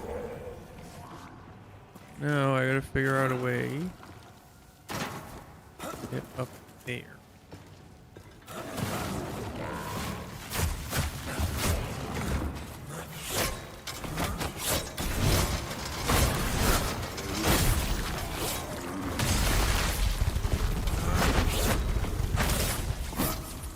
I didn't see this happening much in the update, but it might still be a thing.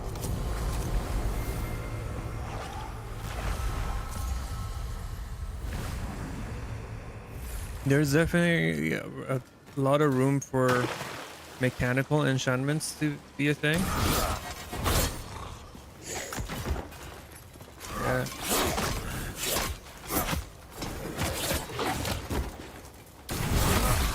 Die.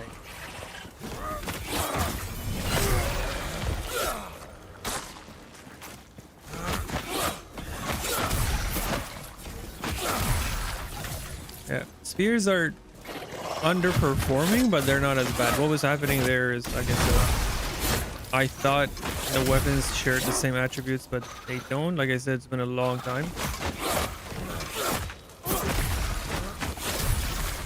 I was basically playing that weapon with no attributes.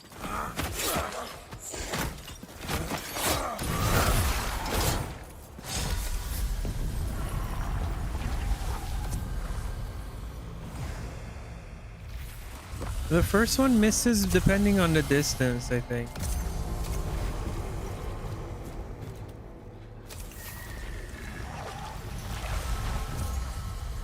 But you get the gist of it. You are basically applying plague with your weapon, and you also have a plague gap closer in this. Then you're going for fire damage right after. If you're doing normal enemies, you want to go with the throw, and then if you are hit bosses,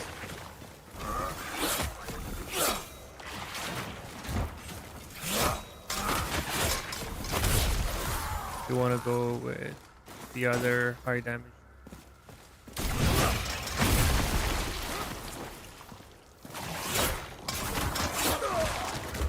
The other thing is it's very exciting with the new build. There are a lot of affixes that you can mix and match together and have synergies with fire and plague. We don't have that right now.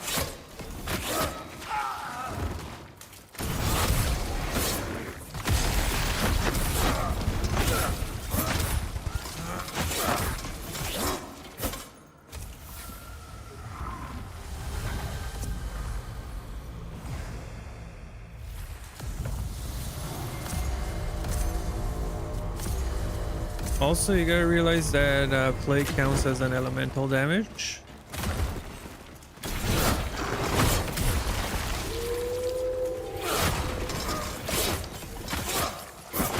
If you see elemental damage on a build like this, take it.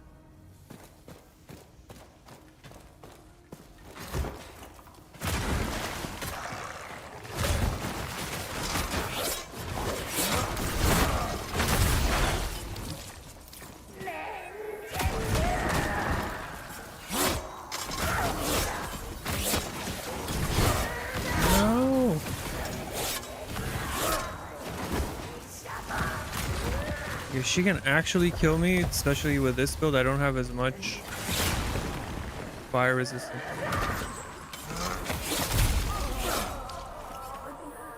But I do have reach.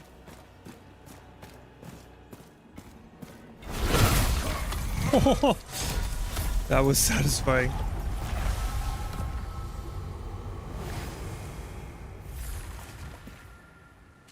Are these runes that can apply status on single rune cast? Yeah.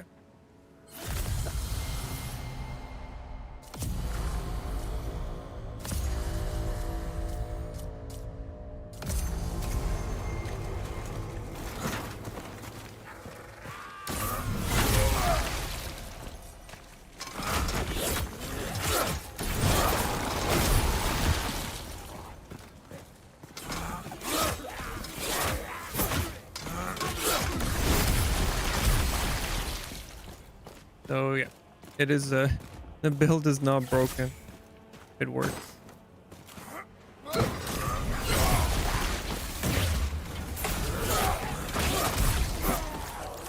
Something else this will do really well is in the next patch you can go with a lot of different charge attack things that you can do with this.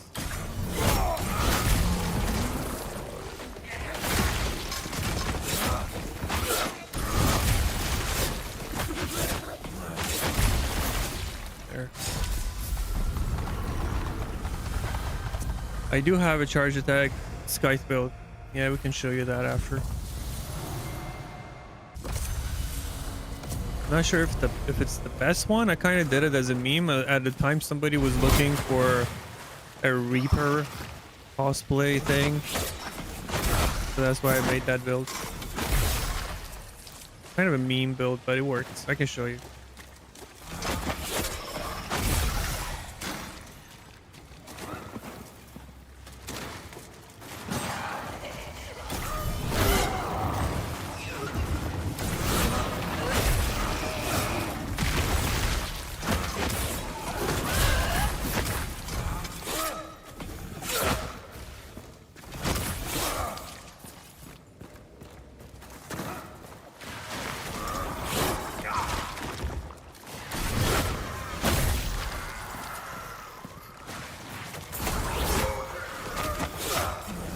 Your charge attack can knock these guys out of that animation that they have.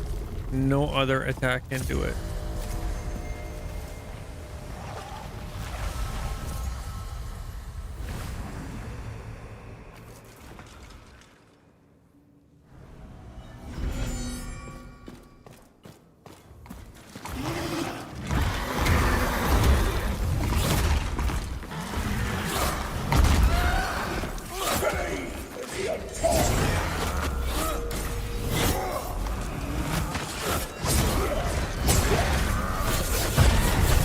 This is what I mean. You can do this to him, and then by the time he gets up, you can just do that, and then he'll just fall down again if you don't let him get up. I hope you guys saw that.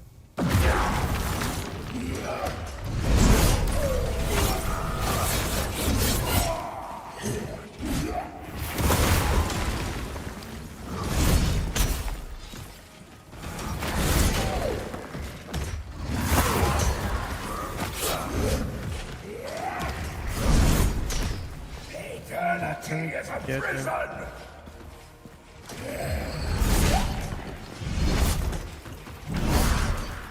Just grant me peace!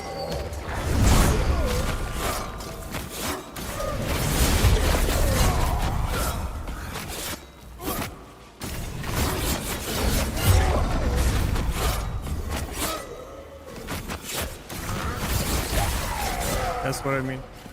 That's how you can just like lock them down with this build.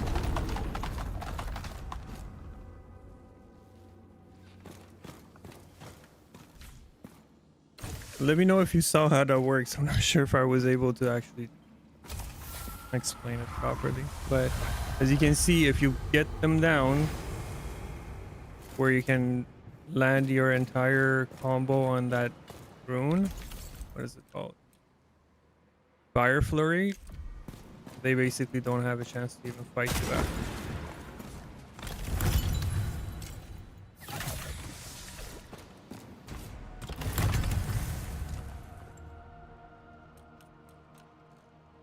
Glacial Spike.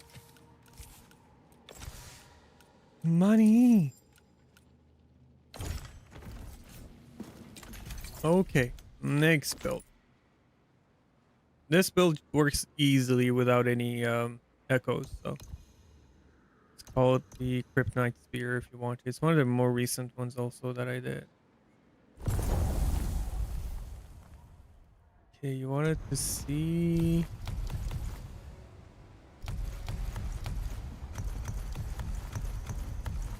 the Scythe build. I think it's her.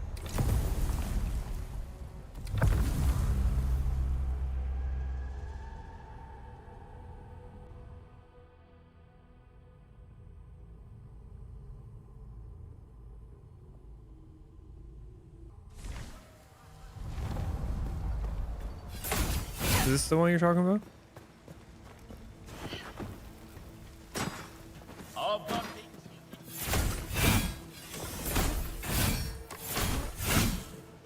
These Scythes are like low-key broken.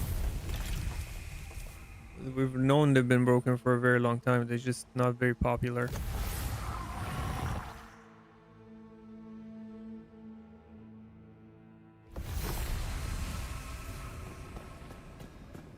It's like this place is burrowing inside my mind.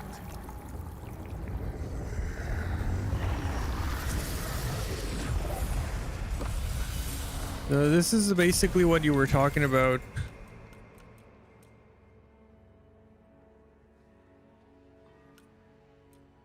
We have, I don't know why this one is not exalted, but we have plague damage here.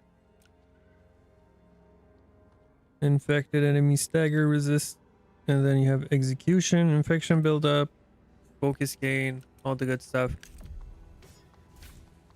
I like this better than the Sky. Watch this. Boom.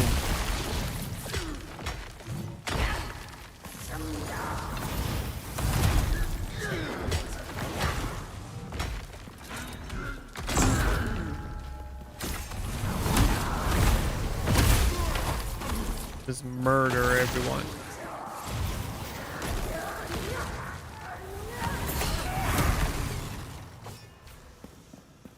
What's the difference between two skies? Normal attack damage, damage increase. I don't know which is which. There was some kind of thinking behind this. Again, like all of these builds have videos of their own, and in those videos I am a lot better acquainted with the builds, so to say.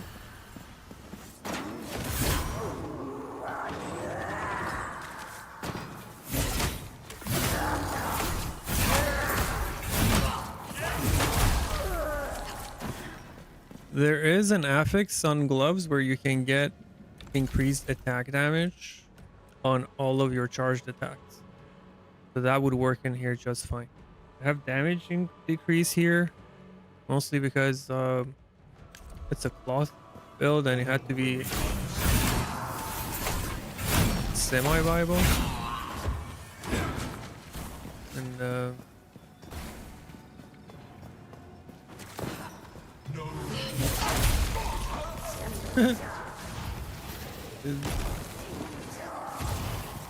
knowing what I know now, definitely throw would be better on these, especially if you want to get rid of these annoying witches.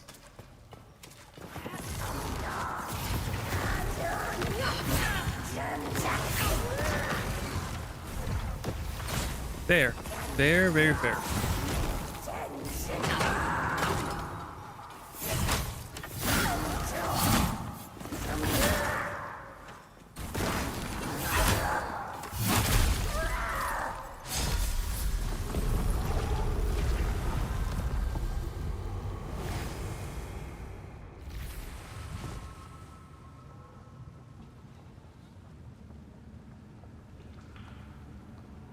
Oh, you got the brutish cudgel? Is that the one? Oh, it's so good. It's so good. You know what? Forget this build. Everybody has seen like different variations of this build. It's nothing special. It's just like you just do. Actually, let me do a quick run. I'm gonna play very recklessly here just because I want to go to another.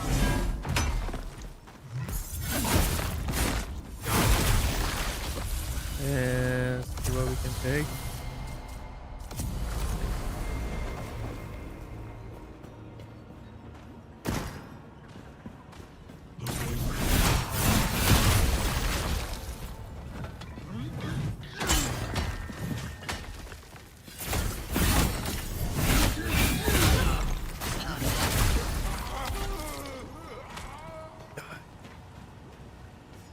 Which one has fire on it? Is it the one with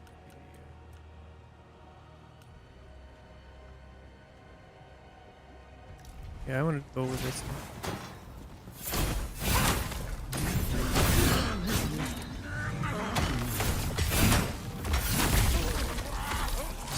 My fire sweep did no damage to him. Is that right? Am I losing my mind?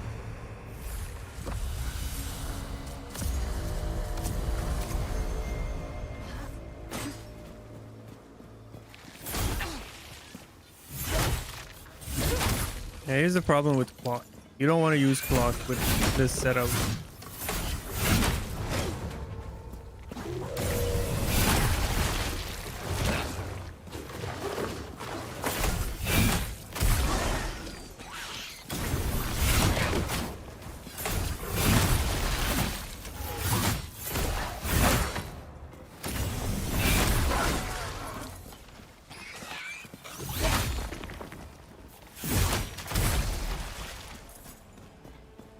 The other problem with that, the problem that I have with skies is that they generally lack what I would call an Oshut rune, where you're just in a tight spot,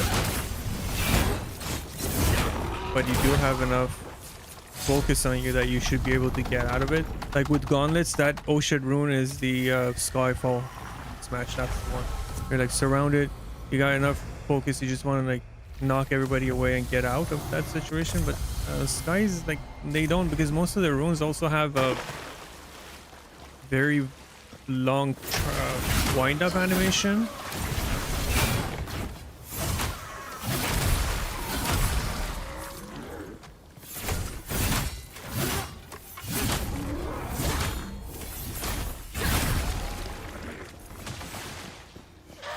But again, that's also partly because I am using cloth with it, and it's just not advisable. Look, look what it does to large enemies. Like one shot.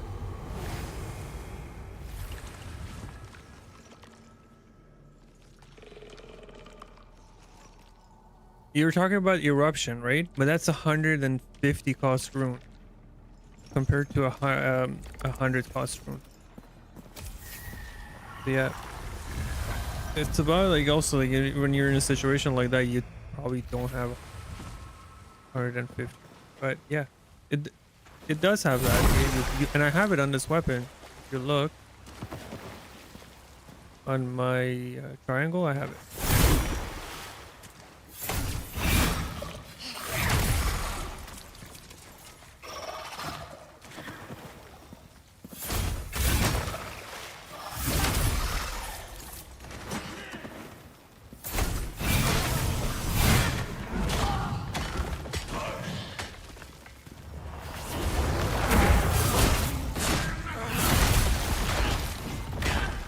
Hey, that is rude.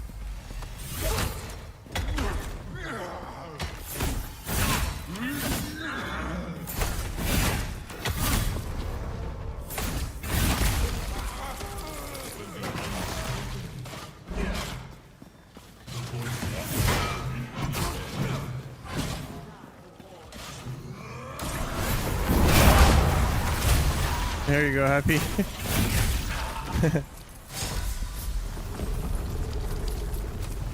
Is that what you wanted, Levon?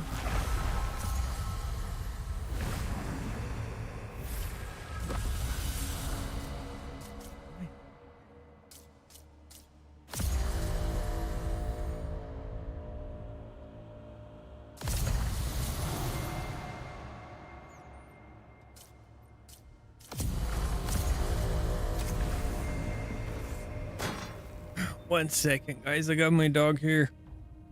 As she comes, she asks for little pets, and she is being neglected. And if she doesn't get it, she's not gonna be happy. Hey, little girl. We'll lay down a little bit and I'll come back, okay? I'll come back. I'll come back. Well, I'll be.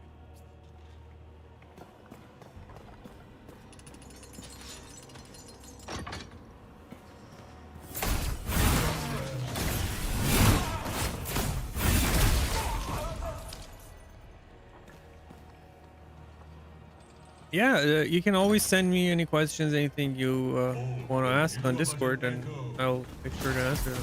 Or you can leave them on. If it's about a build, you can leave a build that's posted. You leave it in the comment section, and then if you have something you need to ask that requires you to send me something, yeah, always send it to me on Discord. Or you can always ask in the build channel. There are plenty of really good knowledgeable people that can also chime in. Sometimes it's better to get a second opinion.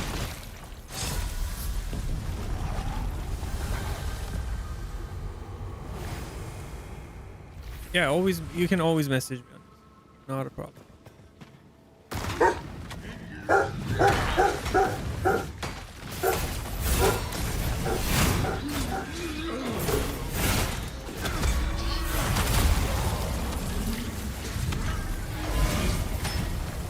Holy. The game's going crazy and my dog is going crazy. And I have to fight the hardest enemy.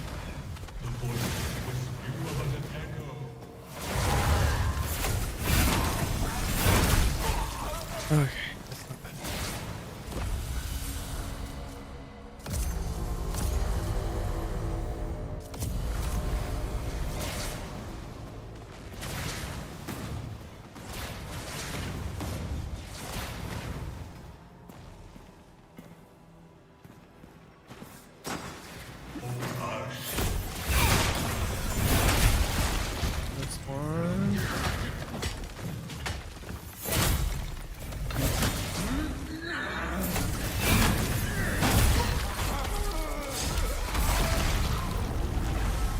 These platforms can be very, very treacherous.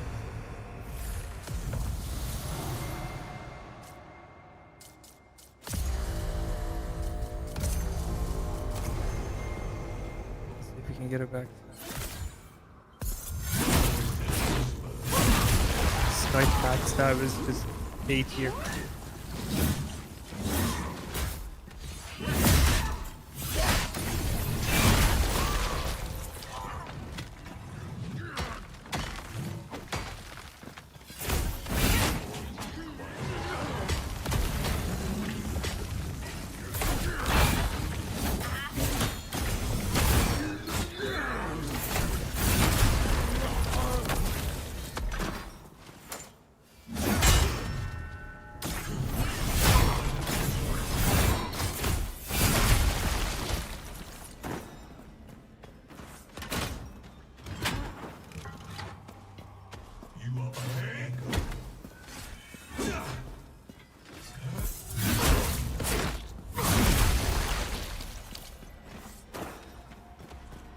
Soon all will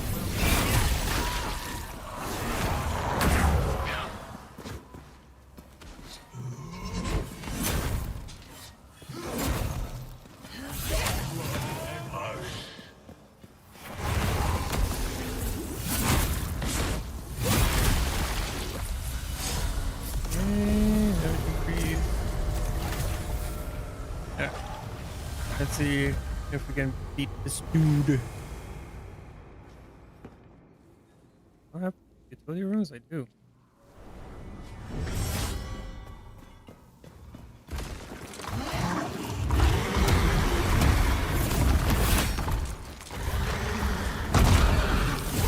Always people.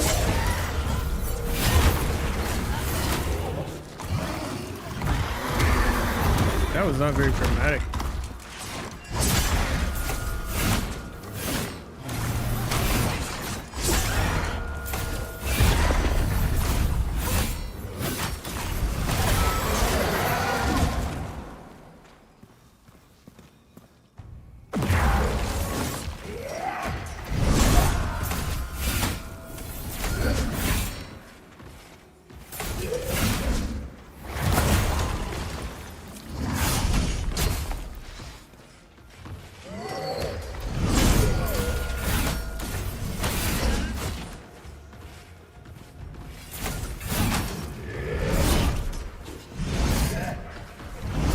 I don't want none of that.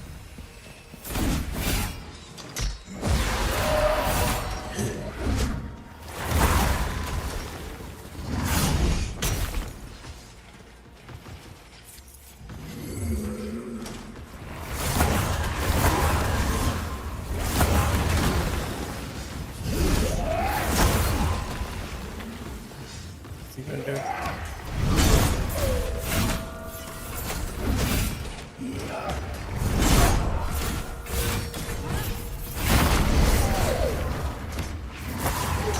He didn't die? I thought he would die.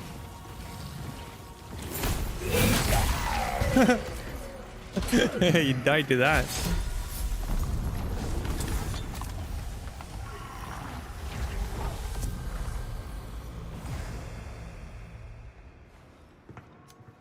Okay, so that was the Scythe build. Now, I'll show you that brutish build that one of our viewers was talking about.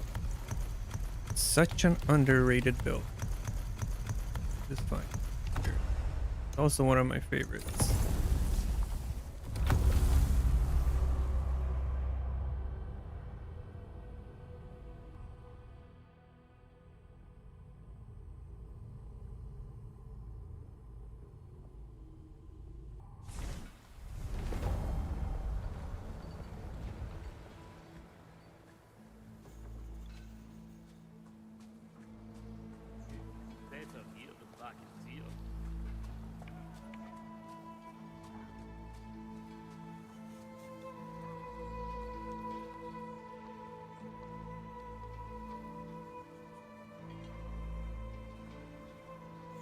Alright. So this. Let's go check this build out.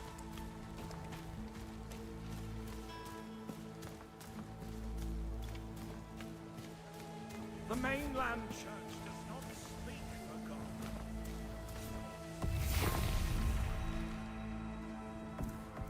This is a pure stagger build. This works on stagger damage.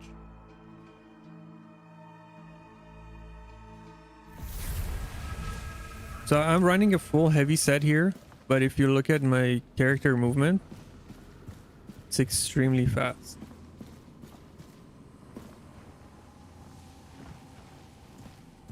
You tried this build? You didn't like it? It's like this place is burrowing inside my mind.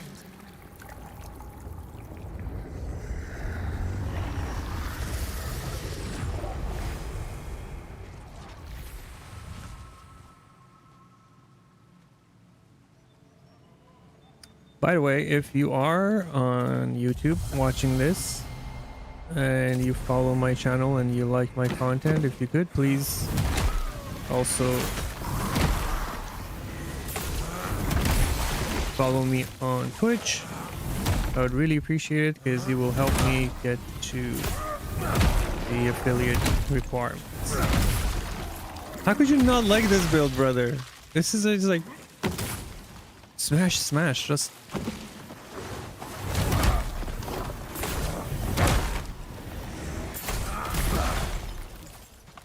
don't care about anything, you just smash everything.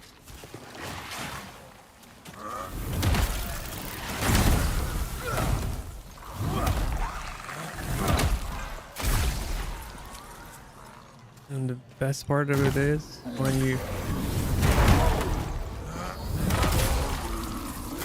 get these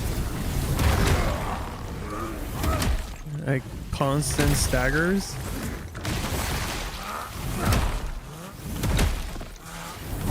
Look at my rune cost.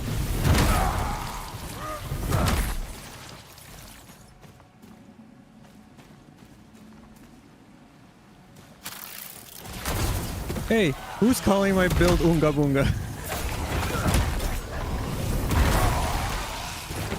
This is actually it was a very complicated build to the theory craft. For what I wanted to do. Like, there are easier versions of it, but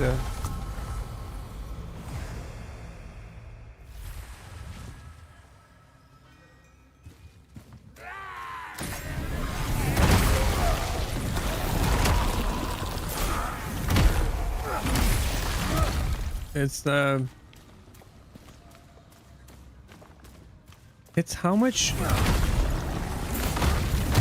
See, like, that guy smash doesn't even interrupt me. I love this build. Of all my builds, I thought this one would be the one that would really catch on because it's the I don't know how to describe it. It's the archetypical tank build where you just like don't care, just smash everything. And then you can charge every attack and just do this and have these like ridiculous rune costs. Look at that rune cost. 27. Look at the mobility on it. This is a full heavy build.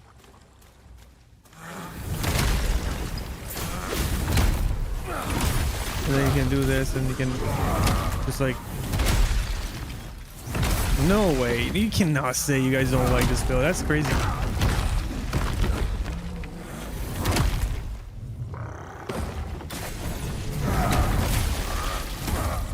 This is nutty. I haven't even gotten many.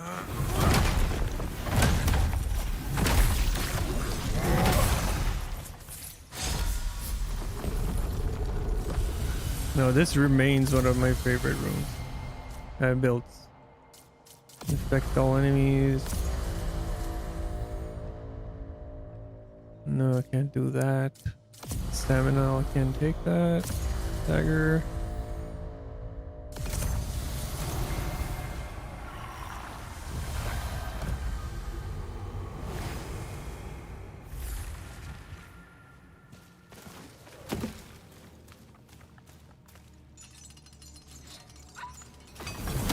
The voices whisper of your Oh, so good. All 7 are born dead. The other thing with this build is because you get extra poise when you're charging, you are super sturdy. I think I have that.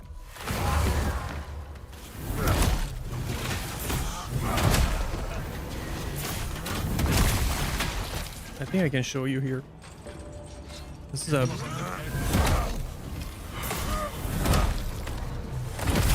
no, you're constantly at focus reduction state.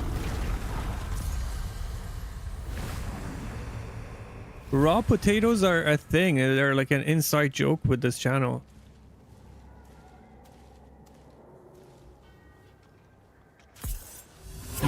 The reason why you would see a lot of I usually see raw potatoes on me is because I run builds and then I have a little bit of food on me, and usually at the beginning when the builds are not completely set up, I end up getting murdered and I run out of food. But by the time that the build is all set up, I'm usually just left with potatoes in my inventory and not a real need to eat food. So a lot of the videos end up being with potatoes and my food source.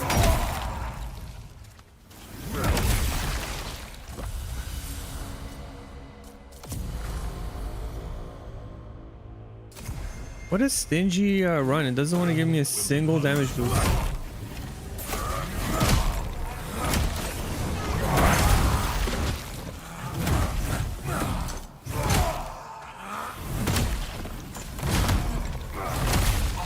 Also, here's something I couldn't show you yesterday because it wasn't set up properly. But look at this. Look at this attack. Come on. Please go back to this build video and give it a watch where I actually am quite updated with it and I can explain all these different combos and attacks that you can do with it. And I think it will change your mind if you set it up as it is and just start smashing through everything and anything in your path.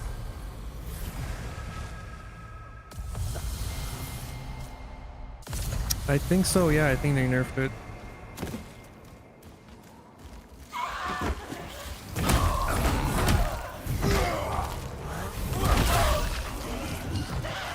This is just beautiful for a heavy weapon.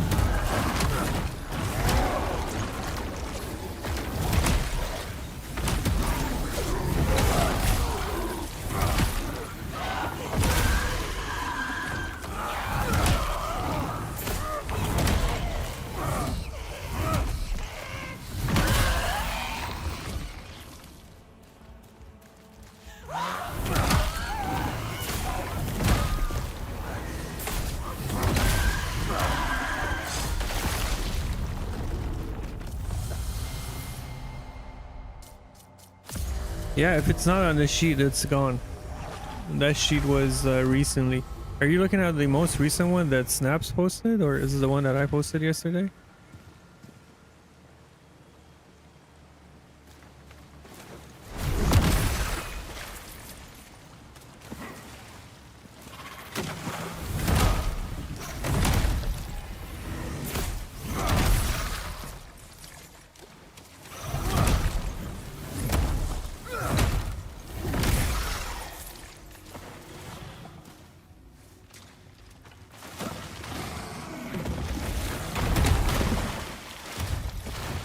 You know what?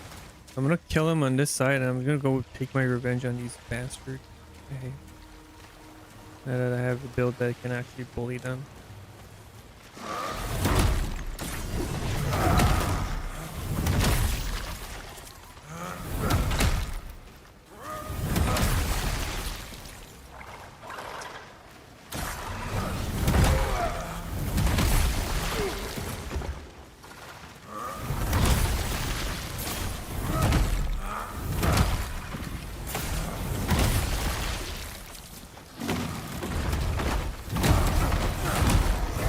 Like, you can just murder these guys. You can murder everybody.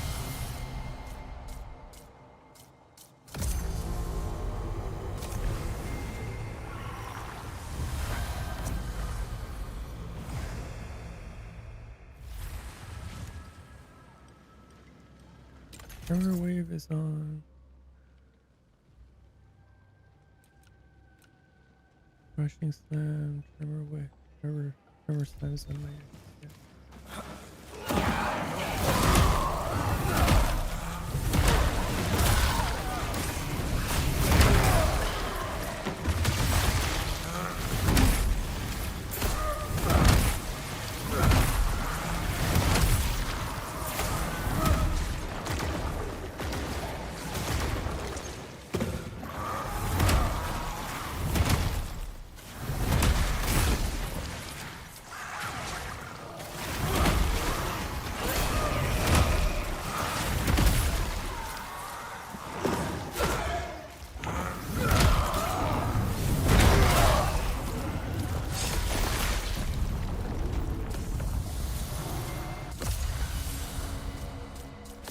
Let's take that just in case.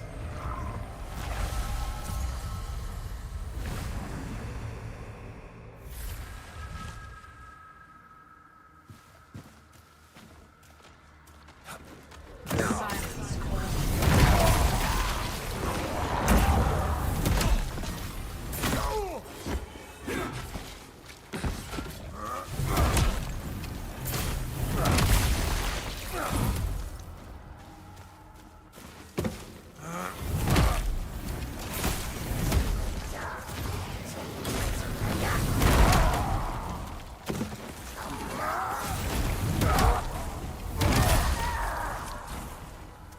These guys can be a problem still.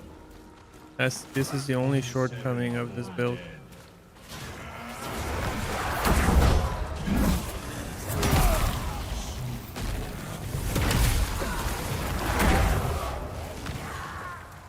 I need to get this guy to pass.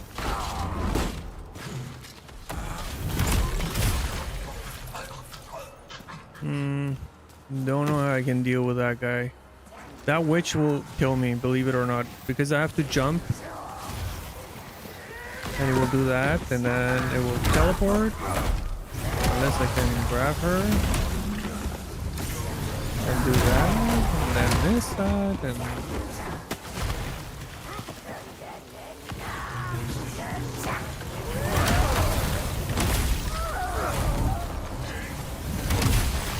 Alright. Just barely made it.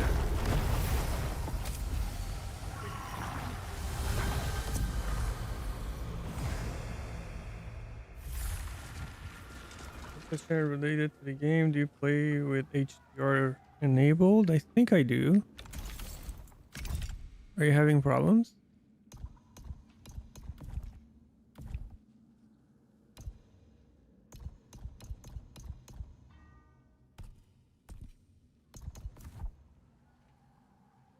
These are my settings.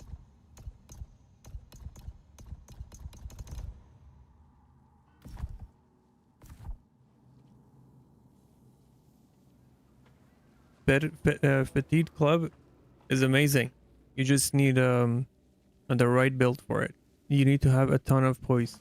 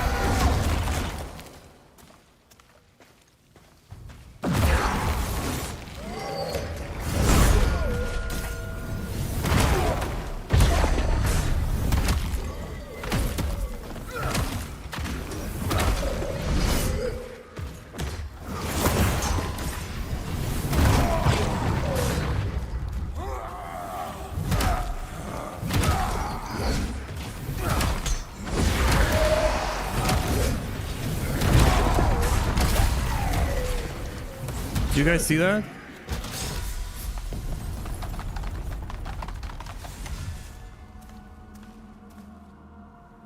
This is the most beautiful tank build I have ever made. In my opinion. And it's actually the theory crafting behind it is a little bit more complicated than usual builds. The stuff that I wanted to achieve with it and make it work exactly like that. You can do all of that without having any echoes whatsoever. And if you look, damage wise, we only have a little bit of this. And the damage doesn't really matter because you're going on stagger damage with this build. The only problem this build has, if it's going to be like your one build and go-to build, and the pestilence zones, if you are putting up the corruption level and you end up getting mobs and bosses that have, I think sometimes they have like 50% increased stagger resistance, this build really just does not work whatsoever. Turns into shite. Two-handed halberds are also it's not something I've played a lot with, but they're kind of in the same space as spears. They just don't have a clear identity and a clear niche, but you can make like really good builds with them.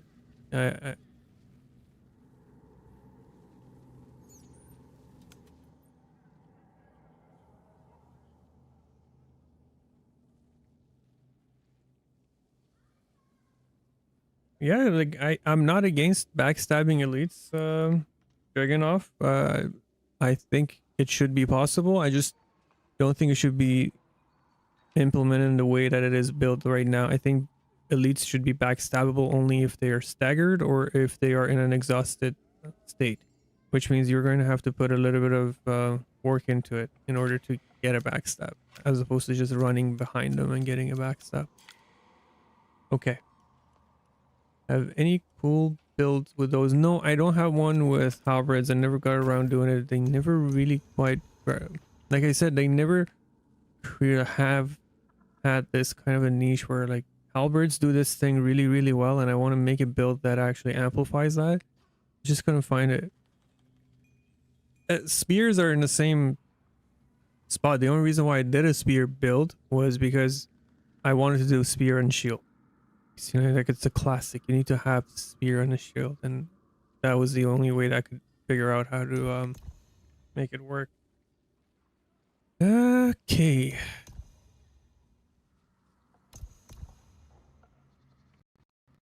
Let me see if there is an interesting one that I would like to show you other than all of these.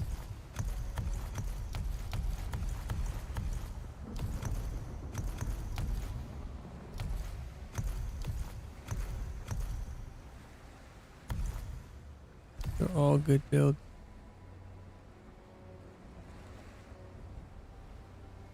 Have you guys seen the paladin build?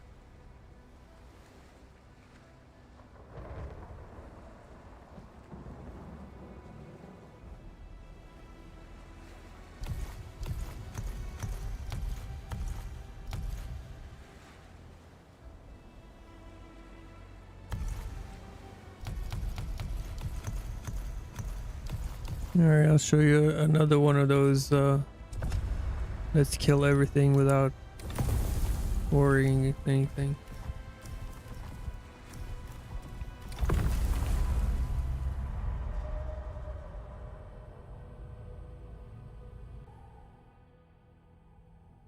Yeah, spear jabs are a thing. Everybody wants, me included.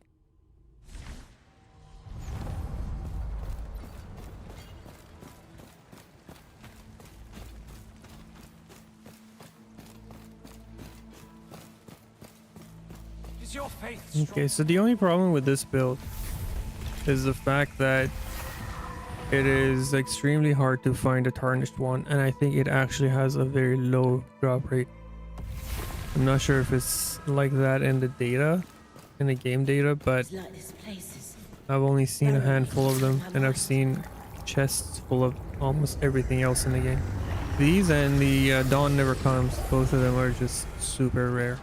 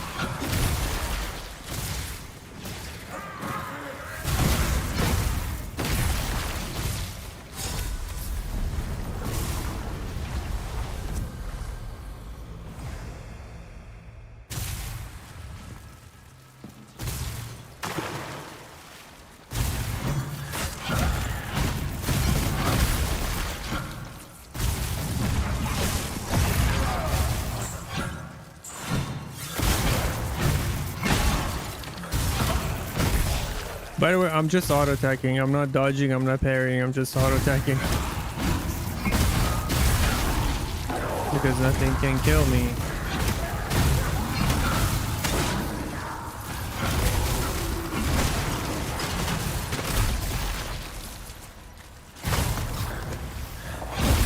I just heal.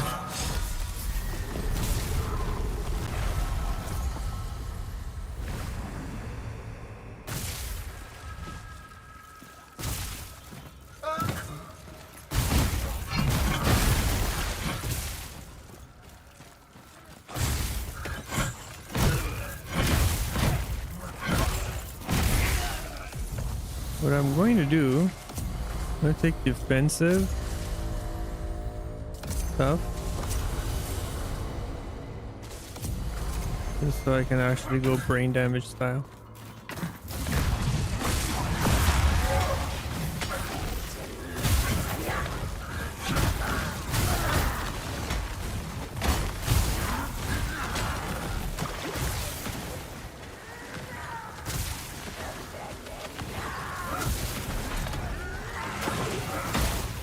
What the heck?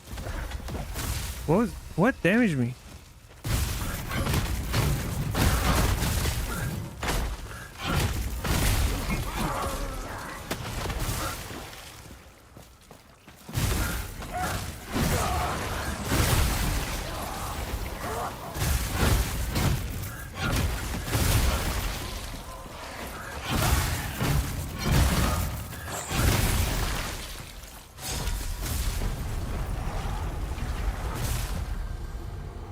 Did my lightning damage myself? Sword, I have to go back and watch that.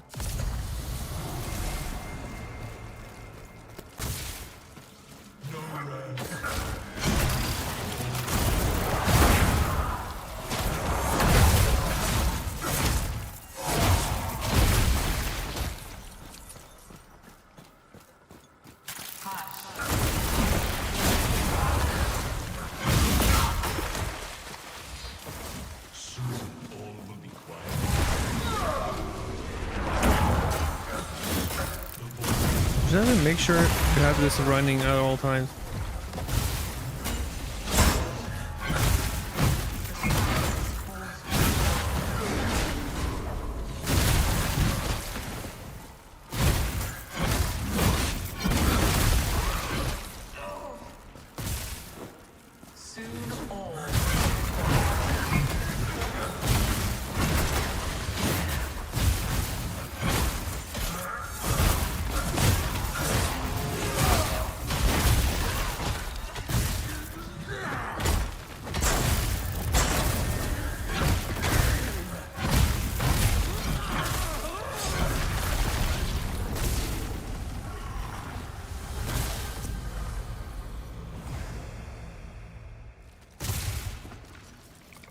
Yeah, when I was in water, I almost got one-shotted by something.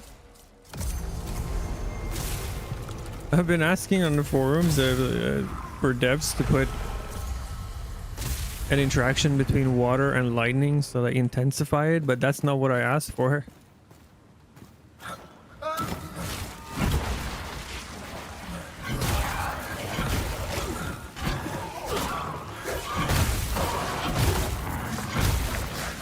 Just have to be careful here because the wand can actually push me off the edge.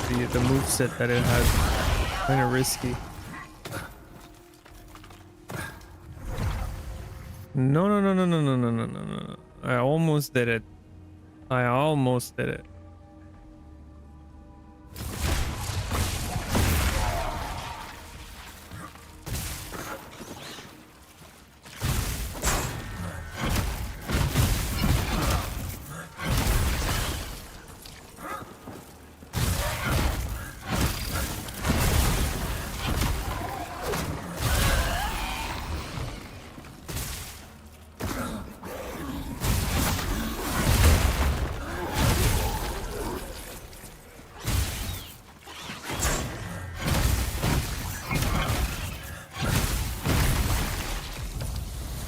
Have a skip one. I said we're not taking damage.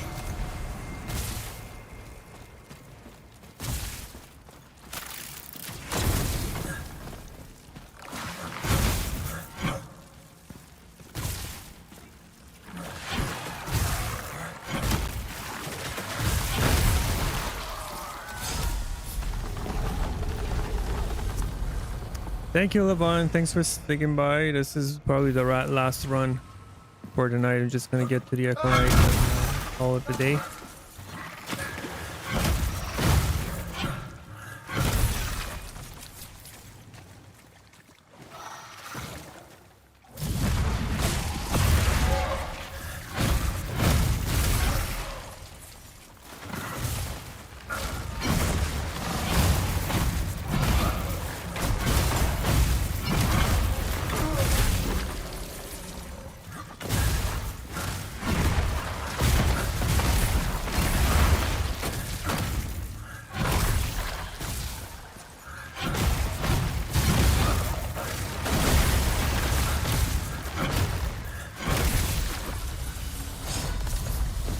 Skip, skip.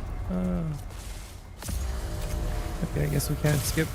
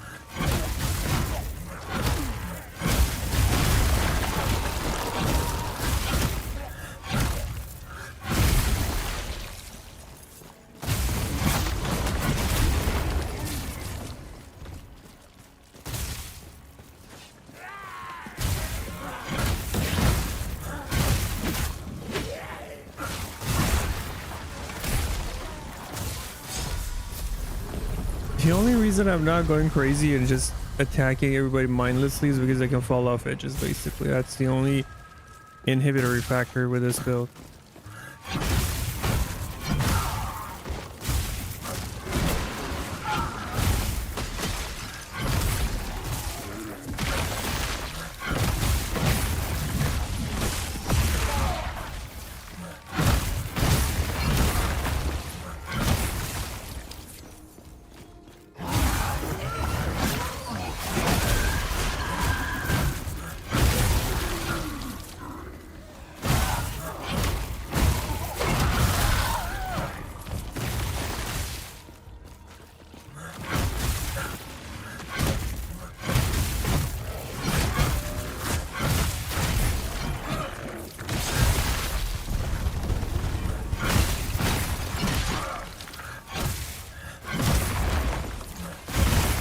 Okay, let's see. Defensive options. Get out of here. No, that's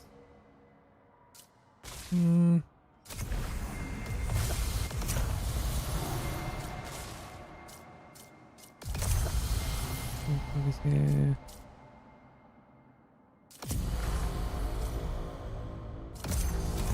Alright, let's go see if I remember this fight how I used to remember it. Maybe really trivial.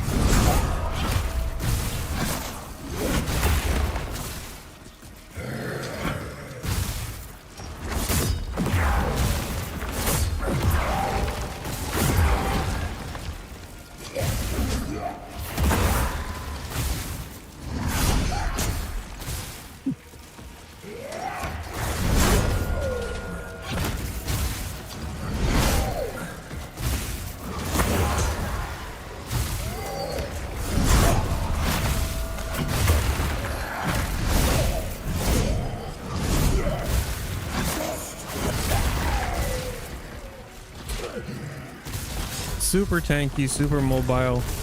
Got a lot of leeway when it comes to your defenses and dealing with enemies, which is what you need if you're learning the game again. You have to have survivability, or you're going to be too scared and too nervous to do anything around these bosses, and they're just gonna ruin your day over and over and over, like they did when I was trying to kill the super buffed caretaker yesterday with a build that just did not have the defenses necessary, and I was getting one-shotted with everything.